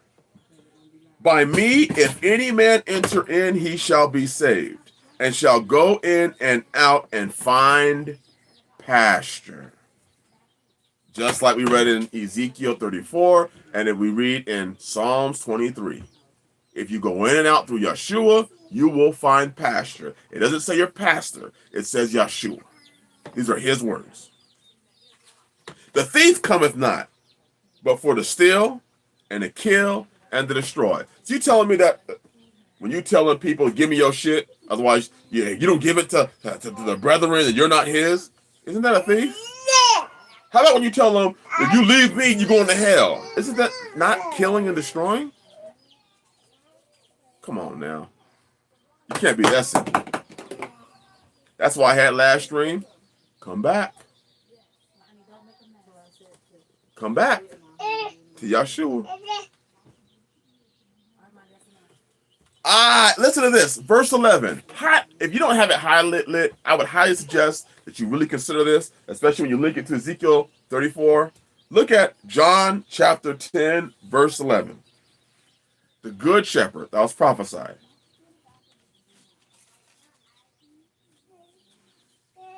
Look at this. I am the good shepherd. The good shepherd giveth his life for the sheep. The good shepherd does not take the sheep's money. The good shepherd does not take what is the sheep's. The good shepherd doesn't convince the sheep that in order to live righteous and holy, you have to give it all to me. That's real, Afro-Alien. That's real. The shepherd gives his life for the sheep. That's right. That's there it is, Brother David. Man. Yahshua said he's the good shepherd. He gives his life. They'll tell you, well, I'm giving my life for the sheep because, you know, I'm doing all these things and I'm praying that. No. The shepherd, the good one, gives his life for the sheep. The good shepherd does. And that's literal life. So if the good shepherd's giving his life for the sheep, why is the good shepherd asking the sheep to die for him? I'll keep going. But he that is a hireling and not the shepherd who own the sheep are not, seeth the wolf coming, and leaveth the sheep, and fleeth, and the wolf catcheth them, and scattereth the sheep. See, a hireling, when the wolf is coming, he bolt. He take off. He preserve his own ass because I got to preach the word. Is that what Yahshua did? Did Yahshua say, hey, I see a wolf coming. Peace, niggas. Is that what Yahshua did? Or did he say, nope. He laid down his life for his sheep. The hireling fleeth because he is a hireling, because y'all paying his ass. And careth not for the sheep. There it is. Man, Brother David. Woo! The hireling has no skin in the game. You are paying for his life. If y'all left the hireling, he wouldn't have what he had. He wouldn't have his great, massive church. He wouldn't have his great ministries. He wouldn't have his all those communities. He's got that because y'all paying the hireling. Because the hirelings convince you to lay your shit at his feet. That's why the hireling has what he has. That's why when you leave, the hireling don't say, the good shepherd will go and seek for his and bring him back. The hireling talks shit about you because he can't make money off of you no more. That's why the hireling do what he do. We just read in Ezekiel that the shepherd goes after them. I'm sorry if y'all are distracted by me working on this eye. Whew. Allergies. Pamela Paratrooper, can you throw that verse, the verse in the chat so I can read that?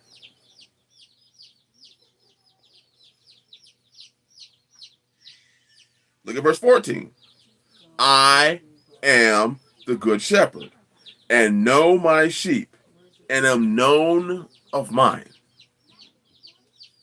As the Father knoweth me, even so know I the Father, and I lay down my life for the sheep.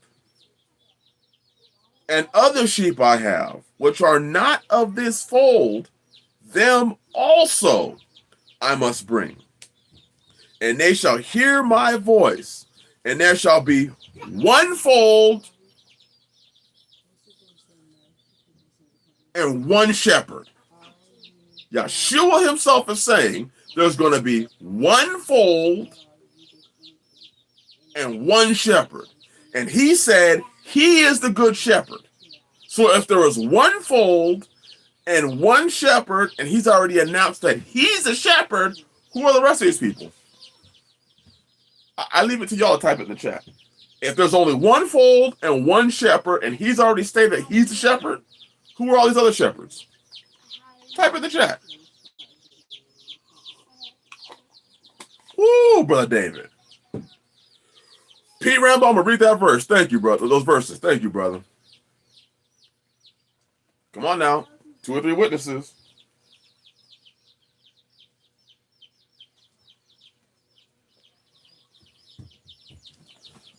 Brother David said hireling.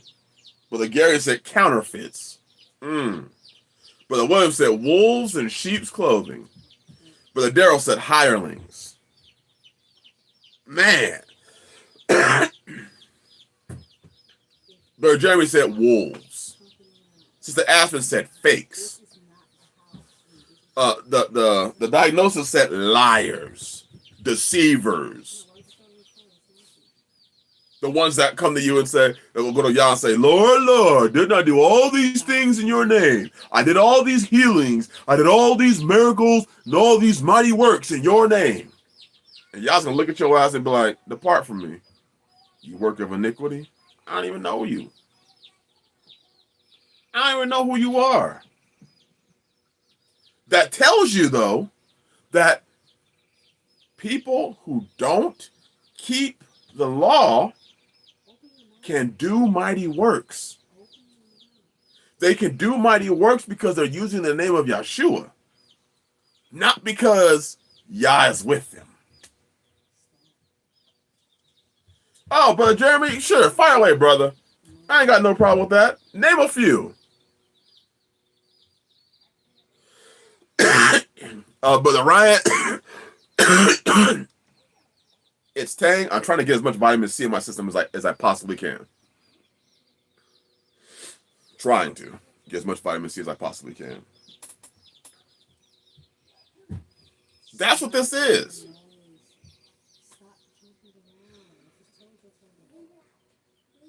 Verse 15. As the Father knoweth me, even so know I the Father, and I lay down my life for the sheep. But James, I thought you would say no. Nah, brother.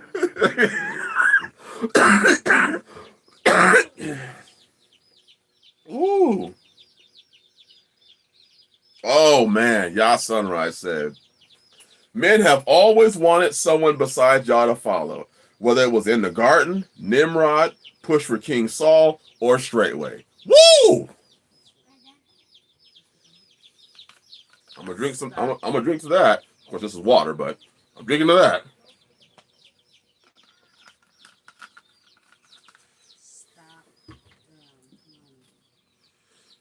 Woo! Yah Sunrise, man. Brother David said, "It's funny, Brother Chris. I was looking at the maps of my Bibles. I didn't even see Tennessee in any of them. What?"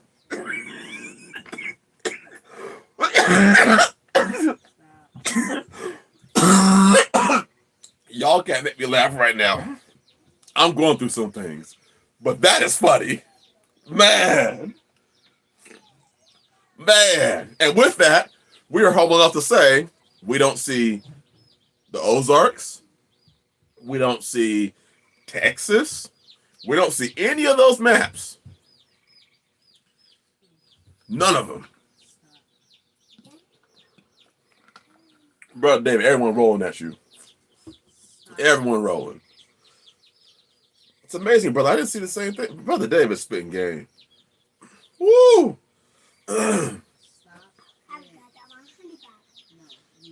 Man. Have me struggling to breathe right now, Brother David. Oh, man. Woo! Yeah, we're going there, Brother Pete Rambo. We're going there. And other sheep we read that. Verse 17. Therefore doth my Father love me, because I laid down my life, that I might take it up again. No man taketh it from me, but I lay it down of myself. I have power to lay it down, and I have power to take it again. This commandment have I received of my Father. In that, you will clearly see Yahshua said, I am the shepherd. Not only am I the shepherd, I am the good shepherd. So if he is the good shepherd and there's only one shepherd, who are the rest of the shepherds? Are they good or are they bad? Y'all put that in the chat.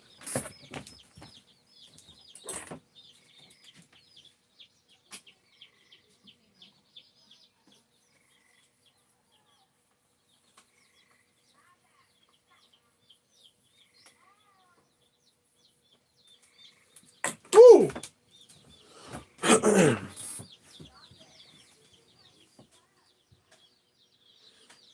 Man. See, this is my fire for Yah.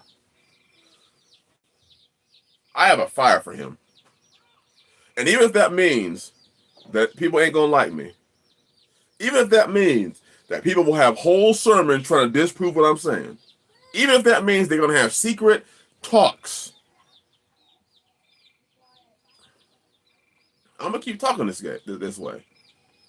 Because those that have the ears to hear, those of you that know that you are sheep of Yah, of Yahshua, the good shepherd, you ain't worried about it. It's everybody else. These people are going to come out violent and come out, talking shit. Man, most of us can talk shit. Man, Brother Kevin, they're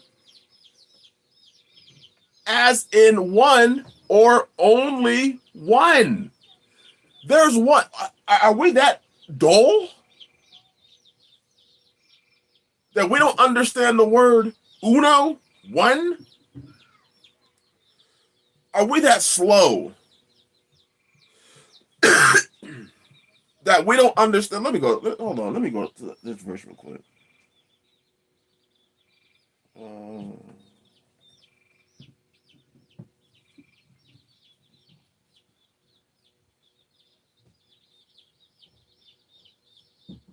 I'm going to do it off stream. I don't want to take too much time. I'm already struggling. Let's go to one more section of. They are spiritual extortionists. Doesn't the Bible say that extortioners have their place in the pit? I'm just saying. That's the book says. Don't get mad at me. It's the book says. You extorting people, you're a place in the pit.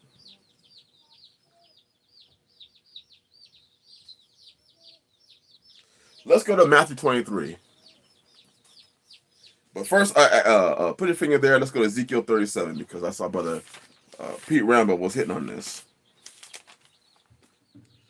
Ezekiel 37, 24.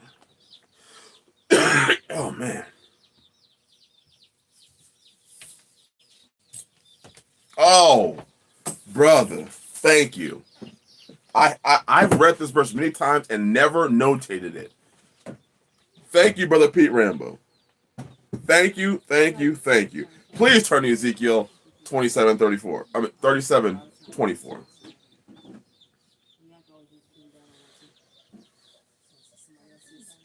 Now, let's start at verse 33 to keep it in context. Ezekiel 37:23. Neither shall they defile themselves any more with their idols, nor with their detestable things, nor with any of their transgressions. But I will save them out of their dwelling places, wherein they have sinned, and I will cleanse them. So shall they be my people, and I will be their Yah. And David my servant shall be king over them, and they shall have one shepherd. There's your precept. Along with John, chapter 10. They shall also walk in my judgments and observe my statutes and do them. And they shall dwell in the land that I have given unto Jacob my servant, wherein your fathers have dwelt. And they shall dwell therein, even they and their children and their children's children forever. And my servant David shall be their prince forever. That was Ezekiel 34. Moreover, I will make a covenant of peace with them. It shall be an everlasting covenant with them. And I will place them and multiply them, and will set my sanctuary in the midst of them forevermore. My tabernacle also shall be with them. Yea, I will be their Yah, and they shall be my people. And the heathen shall know that I am Yahweh, that I, Yahweh, do sanctify Israel, that my sanctuary shall be in the midst of them forevermore. You see, there are multiple accounts of one shepherd. Multiple. Man, let me read some of these comments. Brother Chris, if you have pine needles on the rock, you can make pine needle tea. You need taste of soul? We make a lot of pine needle tea. Because one pencil thick sprig of pine needles in boiling water is all the vitamin C you need for a day. Which is packed with vitamin C. 4 times higher than orange juice. And mullein tea is good for your allergies. We have mullein, right? Yes, Master. Thank you. Thank you, brother. I didn't know about the mullein then. They may have, but I didn't. They be making me teas. And I'm like, man, these teas are either going to help me or they're going to take me out. I'm like, what kind of herb? What you just put in there? What is that? That thing look poisonous. And they put it in there. Mom, that's the cowboy toilet paper. Oh, the cowboy toilet paper? Thank you, brother. Yep, we got cowboy toilet paper. That's how I know it is. We're going to start putting that in there. Thank you, my brother. I would be so afraid to knowingly mislead Yah's flock. I would fall on my face and immediately ask for forgiveness. It's too serious. The Afro Elliot, it is. It's way too serious. Just to make some money. Sister Amanda said mullein is good for asthma too. Well, Sister Amanda, thank you. Because I don't struggle with it except for this time of year. Just this time of year. Thank you, Sister Amanda. Palmetto Pertry said, because straight is the gate and narrow is the way which leadeth unto life, and few there be that find it. Beware of false prophets which come to you in sheep's clothing, but inwardly they are ravening wolves. Inwardly they are ravening wolves. Let me see. Little diversion. Romans chapter 16, verse 12. Real quick. Then we're going to go to Matthew 23, and then I'm going to end it after that. Romans 16:12. Wait. Romans, what did I say? 16:17, sorry. Romans 16:17. There it is, fearmonger. Shep. There it is. Yes, sir. Romans 16:17. Forgive me. Yes, brother. Actually, Brother Quentin, I have a whole garden of dandelion that I'm about to do a video on. That they kind of took over my garden, so rather than trying to pull them up, I just let them have it. Visine allergy works great for itchy eye. Thank you, brother. I know one thing that they made is a was it yellow clover? Yellow clover. The flowers, if you boil them, it does a good job of working on your. I'm not a medical doctor, but do your research independently and come to your own conclusions. But it's worked greatly with me. The problem is that our yellow clover flowers have just come in. So until then, I've just been kind of suffering. Romans 16:17. Now I beseech you, brethren, mark them which cause divisions and offenses contrary to the doctrine which ye have learned, and avoid them. So mark the ones that cause divisions. They always say that to me. Well, you're with us, and if somebody's teaching something that I didn't say, mark them. Okay, we'll see. For they that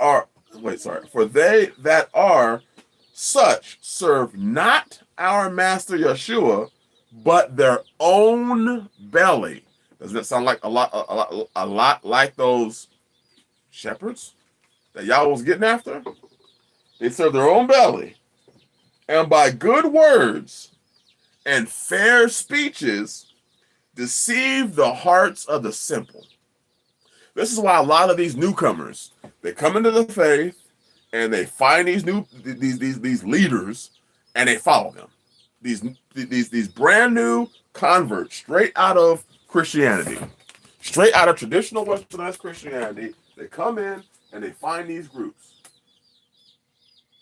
And they're persuaded by the fair speeches, by the words that deceive the simple. The simple are deceived by these words, and they fall for it.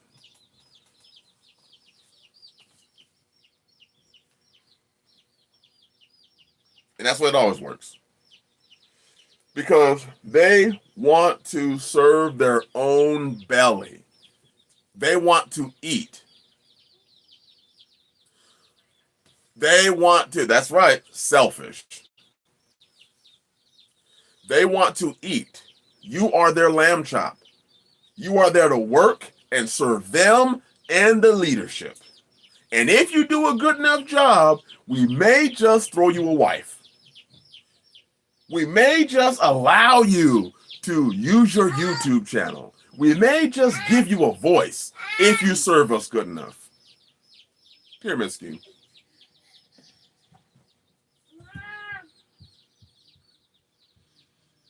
Pyramid scheme. The doc called my asthmatic allergies. I had to use an inhaler before PT to have an asthma attack. Wow. See, I haven't had an asthma attack since I was a teenager, but I do have difficulties during this time of the year. All right, last section, Matthew 23. Oh, before that. Before that.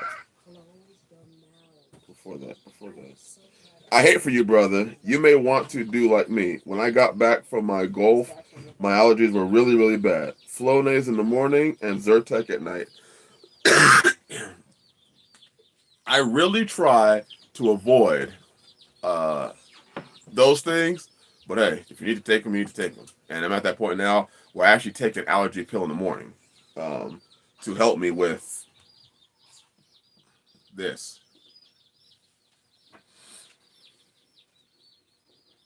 Thank you, Brother Ken. I'm going to write those things down. Zyrtec and Flonase.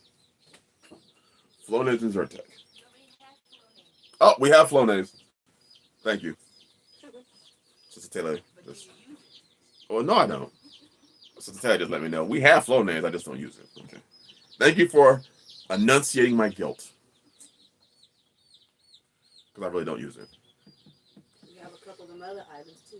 And I have apparently, so Tanisha's now telling me, I have a couple of other items. So they're just calling me out in the live stream. Anything else you might want to say? Evan, you got anything? No. Just messing with you. I said Evan ain't paying attention.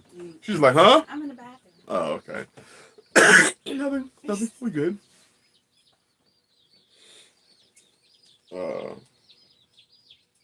That's right, Brother Ken. You do got to do the works.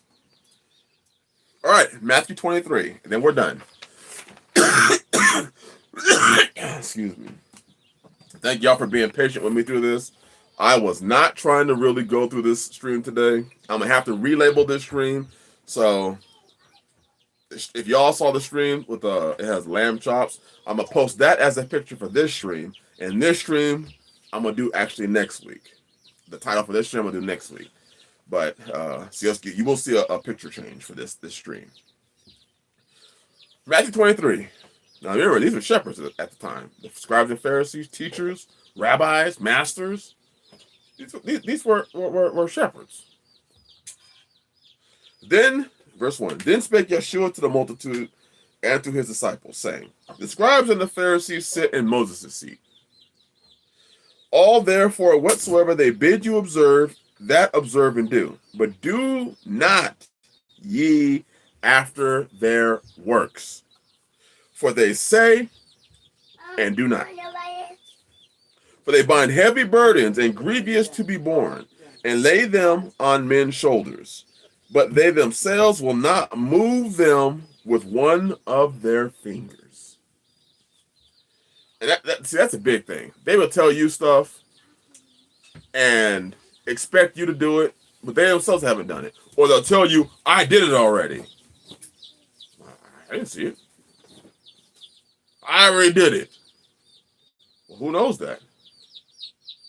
You? Who knows that?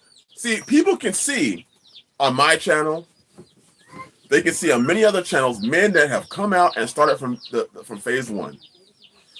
They've seen that. These men today be like, yeah, I already did that. Says who? Man, Palmetto Paratrooper. Man, Palmetto Paratrooper.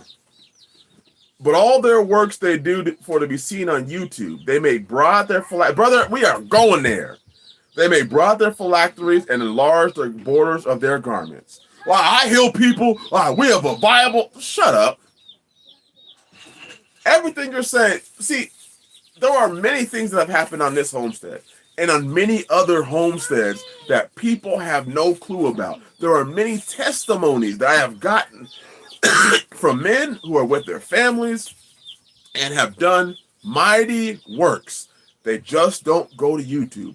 I don't go to YouTube to tell you, brothers, sisters, I've done this. I've cast out this demon. I laid hands. I kind of like Yahshua said when he healed the blind man. He said, "Hey, don't go tell nobody. Don't go tell nobody. Go do this thing. You got healed, but don't go and shout it out to the world." We got YouTube videos of now. What's it? Y'all son right, Benny Hinn. We got YouTube videos now of people doing deliverance on YouTube.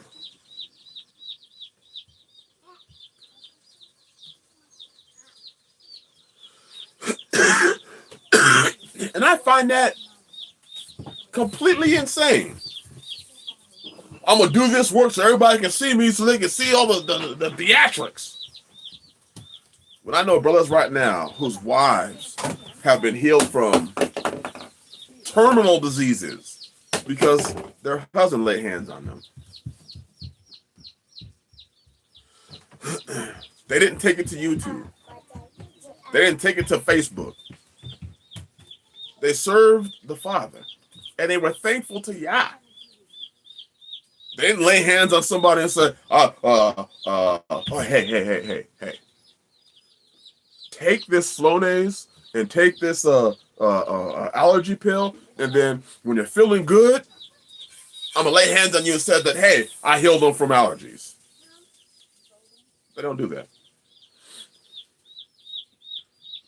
We want to make sure that the Most High, Yah, and Yahshua, his son, gets all the glory for what me he will see. So when people ask me about my testimony, when people ask me about Sister Tanisha's testimony, how we got here, the children, all these other stories, we just want, hey, give y'all the glory. Because I don't want to be that person that says, did not do these mighty works in your name, because that says that there are going to be people that do things in the name of Yah, and they're going to talk about it as if their group, their church, and their ministry is the only place you can get it. Nah, it's the name of Yah. And the book says that they are workers. Yahshua's going to say, get away from me, you worker of iniquity, which means they work iniquity, but are still able to do mighty works. That's what it says. Satan can't cast out Satan, but mighty works will be done. Healings will be done in the name of Yahshua. Because it's his name.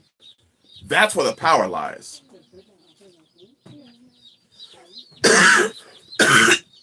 Yeah, they never think of that verse when it comes to themselves. That's right, fearmonger. That's right, my brother. Never. As if the power is in their name, not his name. Brother David, man. They act like they're the only place you can get it. The doggone heathen are going to be able to do this stuff in the name of Yahshua. They'll call on his name. They act like you have to have some sort of secret hocus pocus. They have to teach it to you. Nah, some people just believe.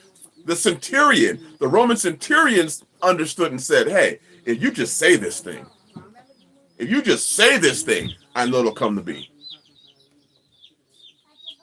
So it just goes to show that there are people who have not walked this thing who believe in Yahshua.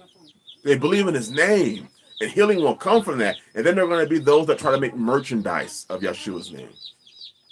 The book says that in Matthew 24, there are going to be those that are doing mighty works to deceive the very elect, if it were so. So it's telling you there are going to be those that are doing mighty things.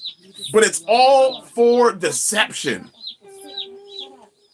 You see, if I do these things, if my brothers on their homesteads do these things, and mighty works are being done, and we don't take it to YouTube, we can't deceive you, because I'm not coming to YouTube saying, look what I did. Yeah, I laid hands on them and I sprinkled some oil and I said, and we wore red. Oh, we're not saying that. What we're saying is, it's all in your shoe. It's all in your shoe. So what that should do is it should cause others to read the book and follow the book. Let's continue.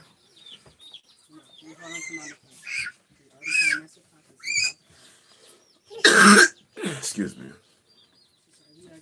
That's right, Sister Aspen. Yahshua didn't have a kiosk. Brother Chris F said something. He said, wait, Brother Gary, let me show that one. Brother Gary said, true, multiple cultures that use the book. That's right. Witches use this book. Eastern cultures use this book. People know outside of the faith that there is power in the name of Yahshua. Power. I was talking, witnessing to a person that said they were in witchcraft, they were Wiccan. And before they repented and put aside their evil ways to come to the faith, and I don't even talk to them anymore, but they're walking in the faith, they said that witches use the Psalms to try and curse people. Now, if you read the book, you would know that the Bible says that a curse without cause won't come. You would know that. People run around today, well, this pastor prayed and they cursed me. The Bible says a curse without cause can come. The only cause that could cause a curse to come is your sin. People run around, oh, they cursing me and then I'm falling apart. Your sin will curse you. You don't believe me? Deuteronomy 28. Read it. Your sin is the curse. That's right. Fearmonger said, people's own faith heals by Yahshua. That's it, brother. It could be your own faith. It could be that you believe that you can receive healing in Yeshua's name. And that's where the healing came from. But you thinking that because this special man laid his hands on you. That's right, Brother Johnny Graham. That's Brother Peter. That's right. Balaam knew. But they acting like you can only get it from them. Like they have a monopoly on healing. A monopoly on deliverance. I was doing deliverance before I even heard about deliverance. And didn't know it was deliverance. Because we didn't call it deliverance at that time. That's right, Sister Aspen. That's right. Palmetto Paratrooper said it. Evil knows there is power in the book. Brother William said, we are to brag on Yah, not ourselves. And not, Brother William, that's so key. Because we're not supposed to brag on Yah and sneakily attach our name to it. You know, Yah's awesome. And, Yah allowed me to do these, these wonderful things, that come through the hands of Brother Chris in the Rock, because Yah's with me, And I'm just so thankful for Yah, because he gave me the power to do it. I'm just like, huh? Huh? Why do you still gotta find a way to boast in yourself? Why can't you just say, yeah, I did it all? Not televise it, not advertise it, not boast about it. Just strictly say, this is Yah. We got dudes today who are praying Psalms 109 on other people because they left their fellowship or group. You left my group, we're praying Psalms 109. You want their children to become orphaned because they left your group? There it is, Brother David. Let another man's lips praise you, not your own. That doesn't mean tell brothers to do videos about you so they can post it up on YouTube. That means let another man's lips praise you. That's it. And to be honest, I don't need a man to come on YouTube and tell people how great of a person I am. The Bible says, by their fruit you shall know them. I try to let my fruit do the talking. Plot. Let's go with this then. Let's continue. Verse 5. Matthew chapter 23, verse 5. But all their works they do for to be seen of men. That's what we're talking about right there. They do everything for to be seen by men. They do something so they can run to YouTube, run to Facebook, run to Twitter, run to their congregation, and tell everybody that what they did. We're teaching people to lay hands on others, and everything you do is to be seen by others. How many of y'all brothers would love to have a demon cast out of you on YouTube? Let's be real about that. How many of you would like to go through deliverance on YouTube?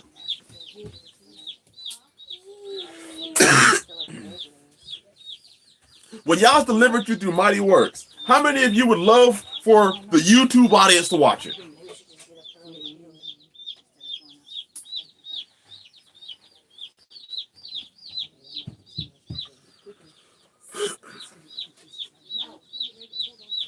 Brother BLQ, Brother Darrow, that's right.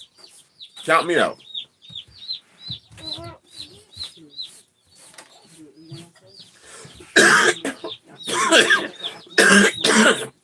How about a paratrooper said about as much as I like herpes to be cured on YouTube. Right. Can you imagine? I'm about to have I'm about to do deliverance on one of my wives. And instead of just doing it, I put the camera up so everybody, all y'all can see it. Then I put on my garments and put my hand on her head and come on now.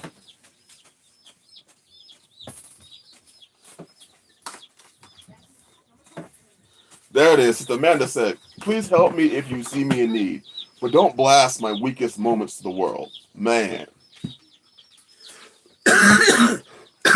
Fearmonger said, no shame. No shame.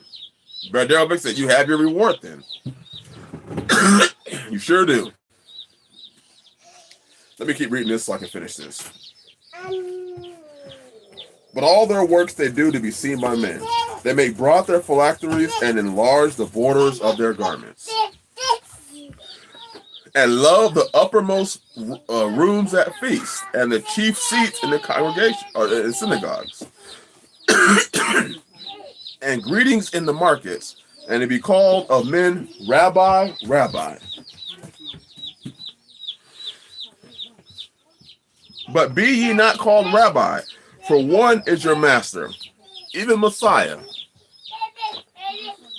And all ye are brethren. See, this is talking to men. I've had a lot of people use this verse and say, so why does your wife call you master? You see, he said, and all ye are brethren. He's talking to men. Men, don't call another man your rabbi. And call no man your father upon the earth, for one is your father which is in heaven. Well, do you call your earthly father father? If they say, who's your father? You say, I don't have one. Neither be ye called masters, for one is your master, even Messiah. He's talking about the leadership. And men, he's referring to that. Yes, BLQ, yes. Teacher means rabbi. Yes, sir.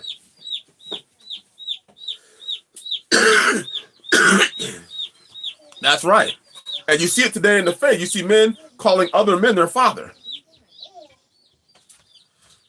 You see, Sister Colleen, bless you, sister. You see men call other men their father.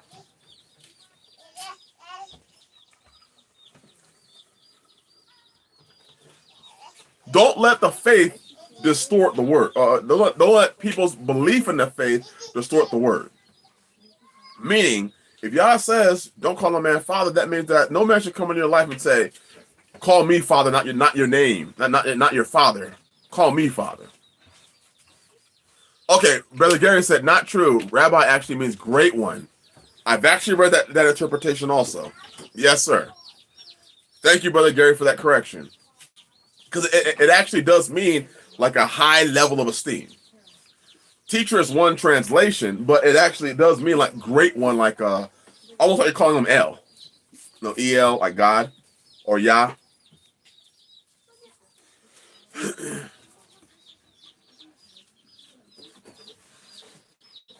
But he that is greatest among you shall be your servant, and whosoever shall exalt himself shall be abased, and he that shall humble himself shall be exalted.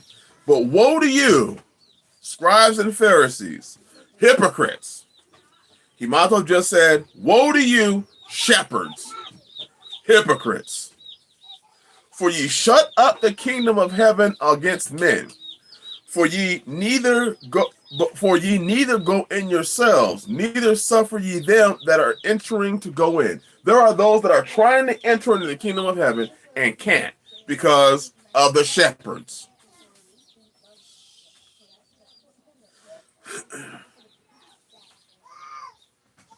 Woe to you, scribes and Pharisees, hypocrites, for ye devour widows' houses, and for a pretense make a long prayer. Therefore ye shall receive the greater damnation. Woe to you, scribes and Pharisees, shepherds, hypocrites, for ye compass sea and land to make one proselyte, one convert. And when he is made, ye make him twofold more the child of hell than yourselves. These men search to try and convert one person out of Christianity to the faith and make that person worse than themselves. You see that today. You see men that may have come to the faith. Man, they come to the faith and they are worse than the people that brought them to the faith. Because they listen to people that puff them up, that make them feel like they're doing some shit that they ain't doing. They puff them up with pride, and now these people literally sing the praises of their leaders way more than Yah. They condemn others way more than their leadership does. You've got people today that are part of the congregation that talk more shit on their brothers and sisters than the leadership does. They're being made twofold more to hell than the leadership. Man. That's why it says, you compass land and sea to make one proselyte. And when he is made, when you convert him to your belief, ye make him twofold more the child of hell than yourself. Man, fearmonger. Man. My brother Fearmonger said, they sure do. He be soaking it up too. Man, brother. He sure do. He sure do. Look at Jay Travera said, build folks up, not tear them down. Man, these people they be blasting folks. Blasting them. The congregation and the leadership just sits back there like, yeah, look what we did. Yeah, they with us now. Yeah, we got them. Yeah, talk that shit on that brother. They'll have whole sessions where people call in and talk shit about a brother. They will talk shit about this brother who they've never met. That is twofold a child of hell. Not only do you not know the brother, but you're leveling accusations against him. That's right, Pastor. Blast him. Get on him. He going to hell. That's wicked. Yeah, get him. Get him. Get him. Man. Good God.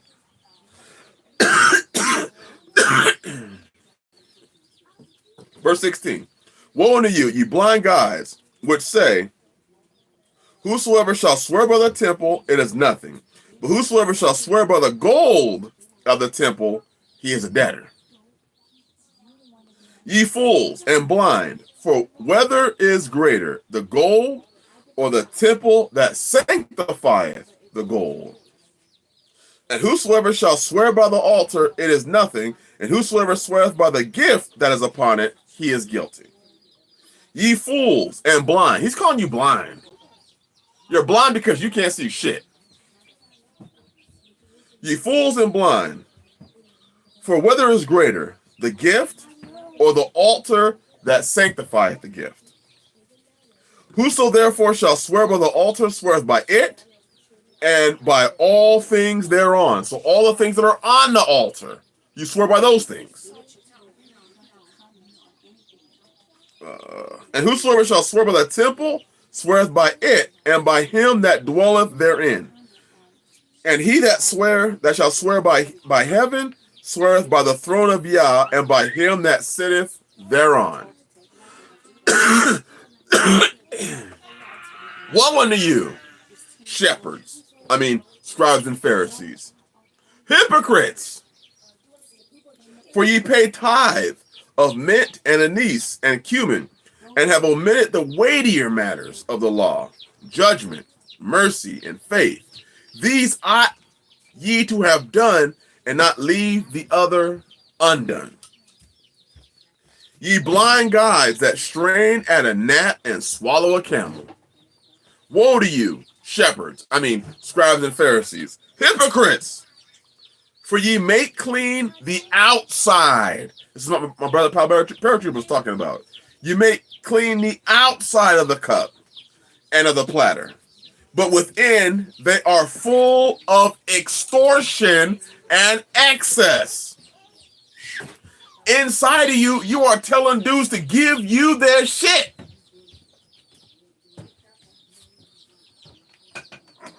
Thou blind Pharisee, cleanse first that which is within the cup and platter, that the outside of them may be clean also.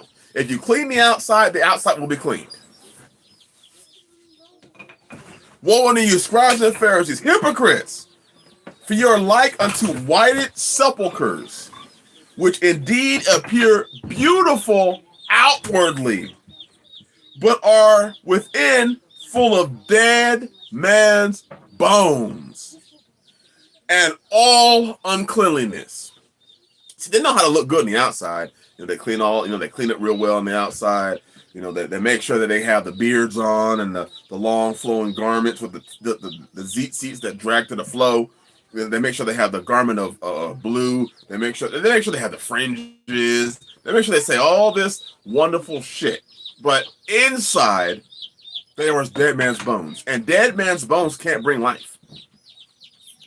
So dead man's bones can only cause other men to be dead man's bones. So the Pharisees were teaching other men to make sure on the outside you look good, but the inside, you jack the hell up. Inside, you're dead. Inside, you are failing. But make sure you clean the outside, though, so you can make the ministry look good. Make sure the outside is always beautiful so that the church looks good. But inside, you're dead.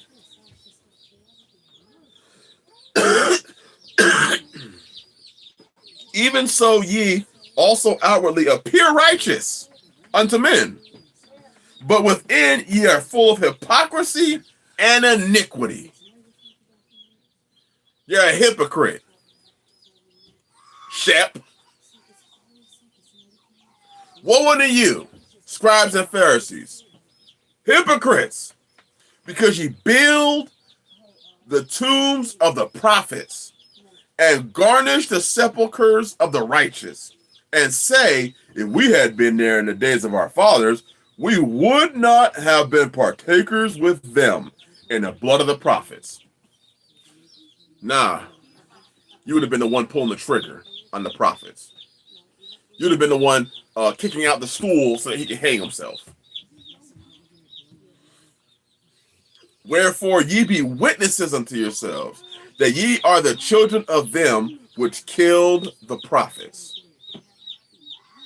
Fill ye up, then the measure of your fathers, ye serpents, ye generation of vipers. How can ye escape the damnation of hell?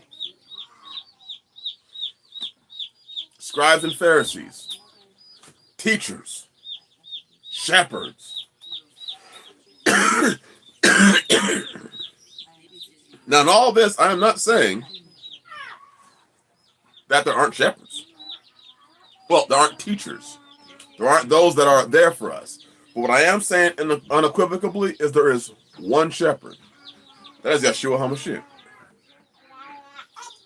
And there are many people that are out there that teach the word, preach the word, and they're not trying to make gain of you. They're not trying to build their name or their heritage or their kingdom off of your back. A man builds his kingdom off of his own back. I don't sit here and tell y'all to give and tell y'all to further the work. I don't do that. Because I'm a testimony that Yah, if you serve him, he'll keep you. Many of you out there are testimonies that if you serve Yah, he'll keep you. And many of y'all did not give your shit over to no man, your preeminence, your authority, your power to no man. And look at Yah bless you. Yah didn't say, you selfish. You selfish for not giving it to me. Yah didn't say that. That's how we speak about these things.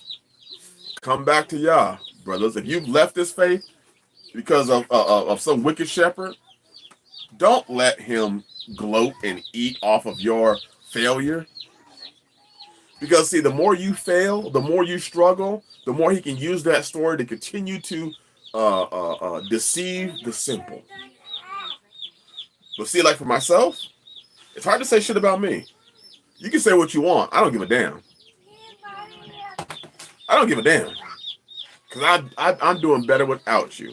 Once I figured out that I heard the voice of my shepherd, Yahshua HaMashiach, and I followed, there ain't shit you can say. You can just sit there and stew and twiddle your fingers and talk shit behind the scenes.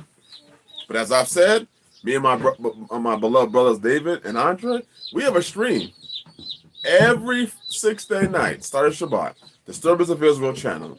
All you gotta say, hey, is send me a link. I'll come on in and I'll blow y'all to shit with what I know. You ain't gotten it yet.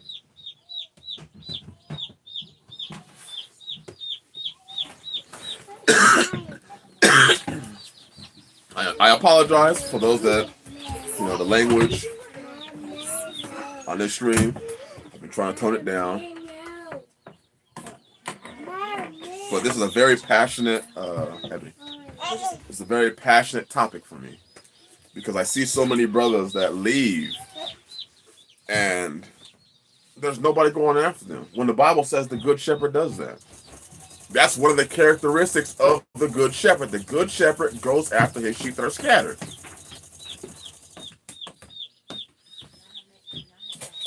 Woo! Brother Dad, put it out there. That would be fun. Feel free to hit us up, fake shepherds. Woo! All y'all fake shepherds, feel free to hit us up. Let us know how we wrong and what you got. Stop challenging traditional westernized Christians about topics like Easter and Christmas. Let's have some real conversations. Let's have some real conversations. Hallelujah. Hallelujah.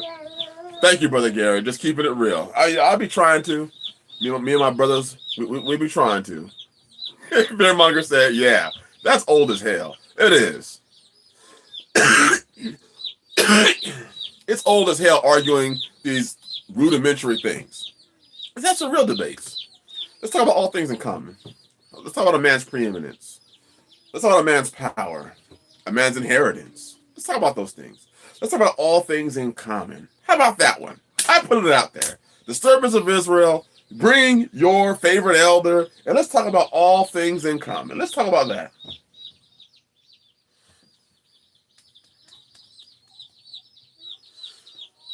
Man. Brother BLQ, brother, I'm good. Again, I'll tell all my brothers.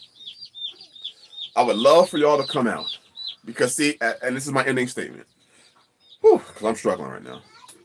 We as a faith, we're stronger when we have more men. We have more homesteads, more men coming out, more alphas. Not the alpha that sits back and just nods his head to the real alpha while they're a beta.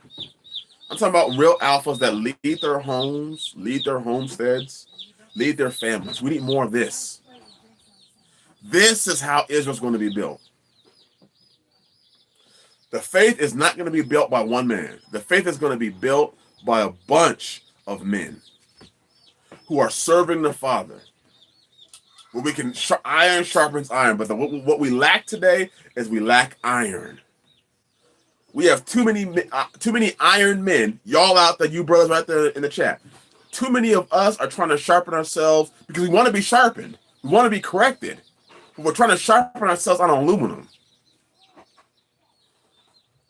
We need iron. Iron sharpens iron. A heat-treated iron sharpens iron. Aluminum can't sharpen iron. All we do is wear out the aluminum. Because what happens, brothers, is when iron sharpens iron, then guess what? The wives of that iron sharpen the wives that need to be sharpened. The children sharpen the children. And now we have something that is being built that is so powerful because we're always sharpening each other. Families are sharpening families, but that starts with the heads. Us.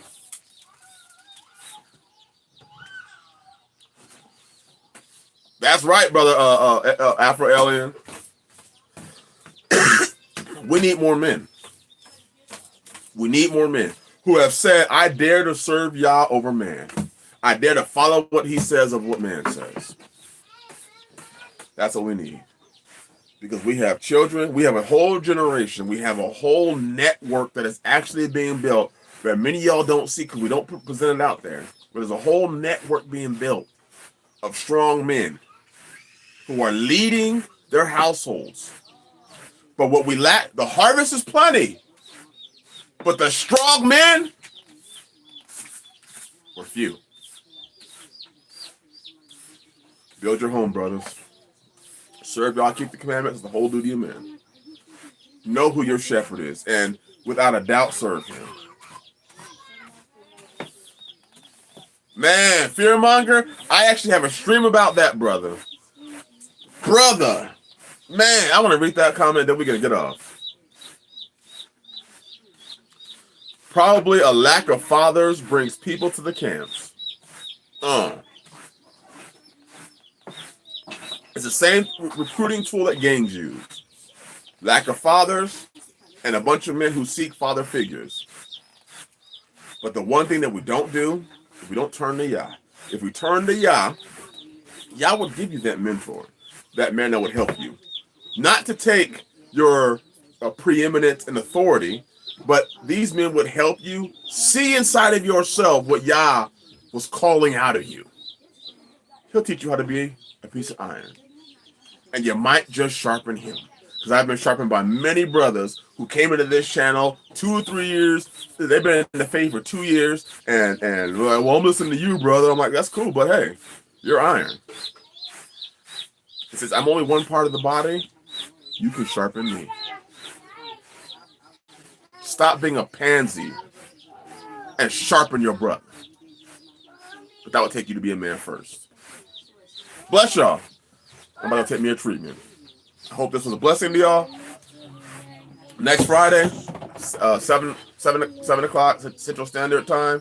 Disturbers of Israel channel. If you're not subscribed, subscribe. If you can take the language in this stream, you can take the language in those streams. Me, my beloved brother David, brother Andre, and then this last Friday, yesterday, we actually had brother Palmetto Paratrooper and brother Alex on.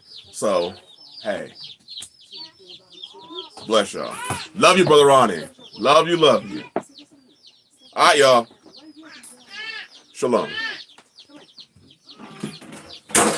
Woo.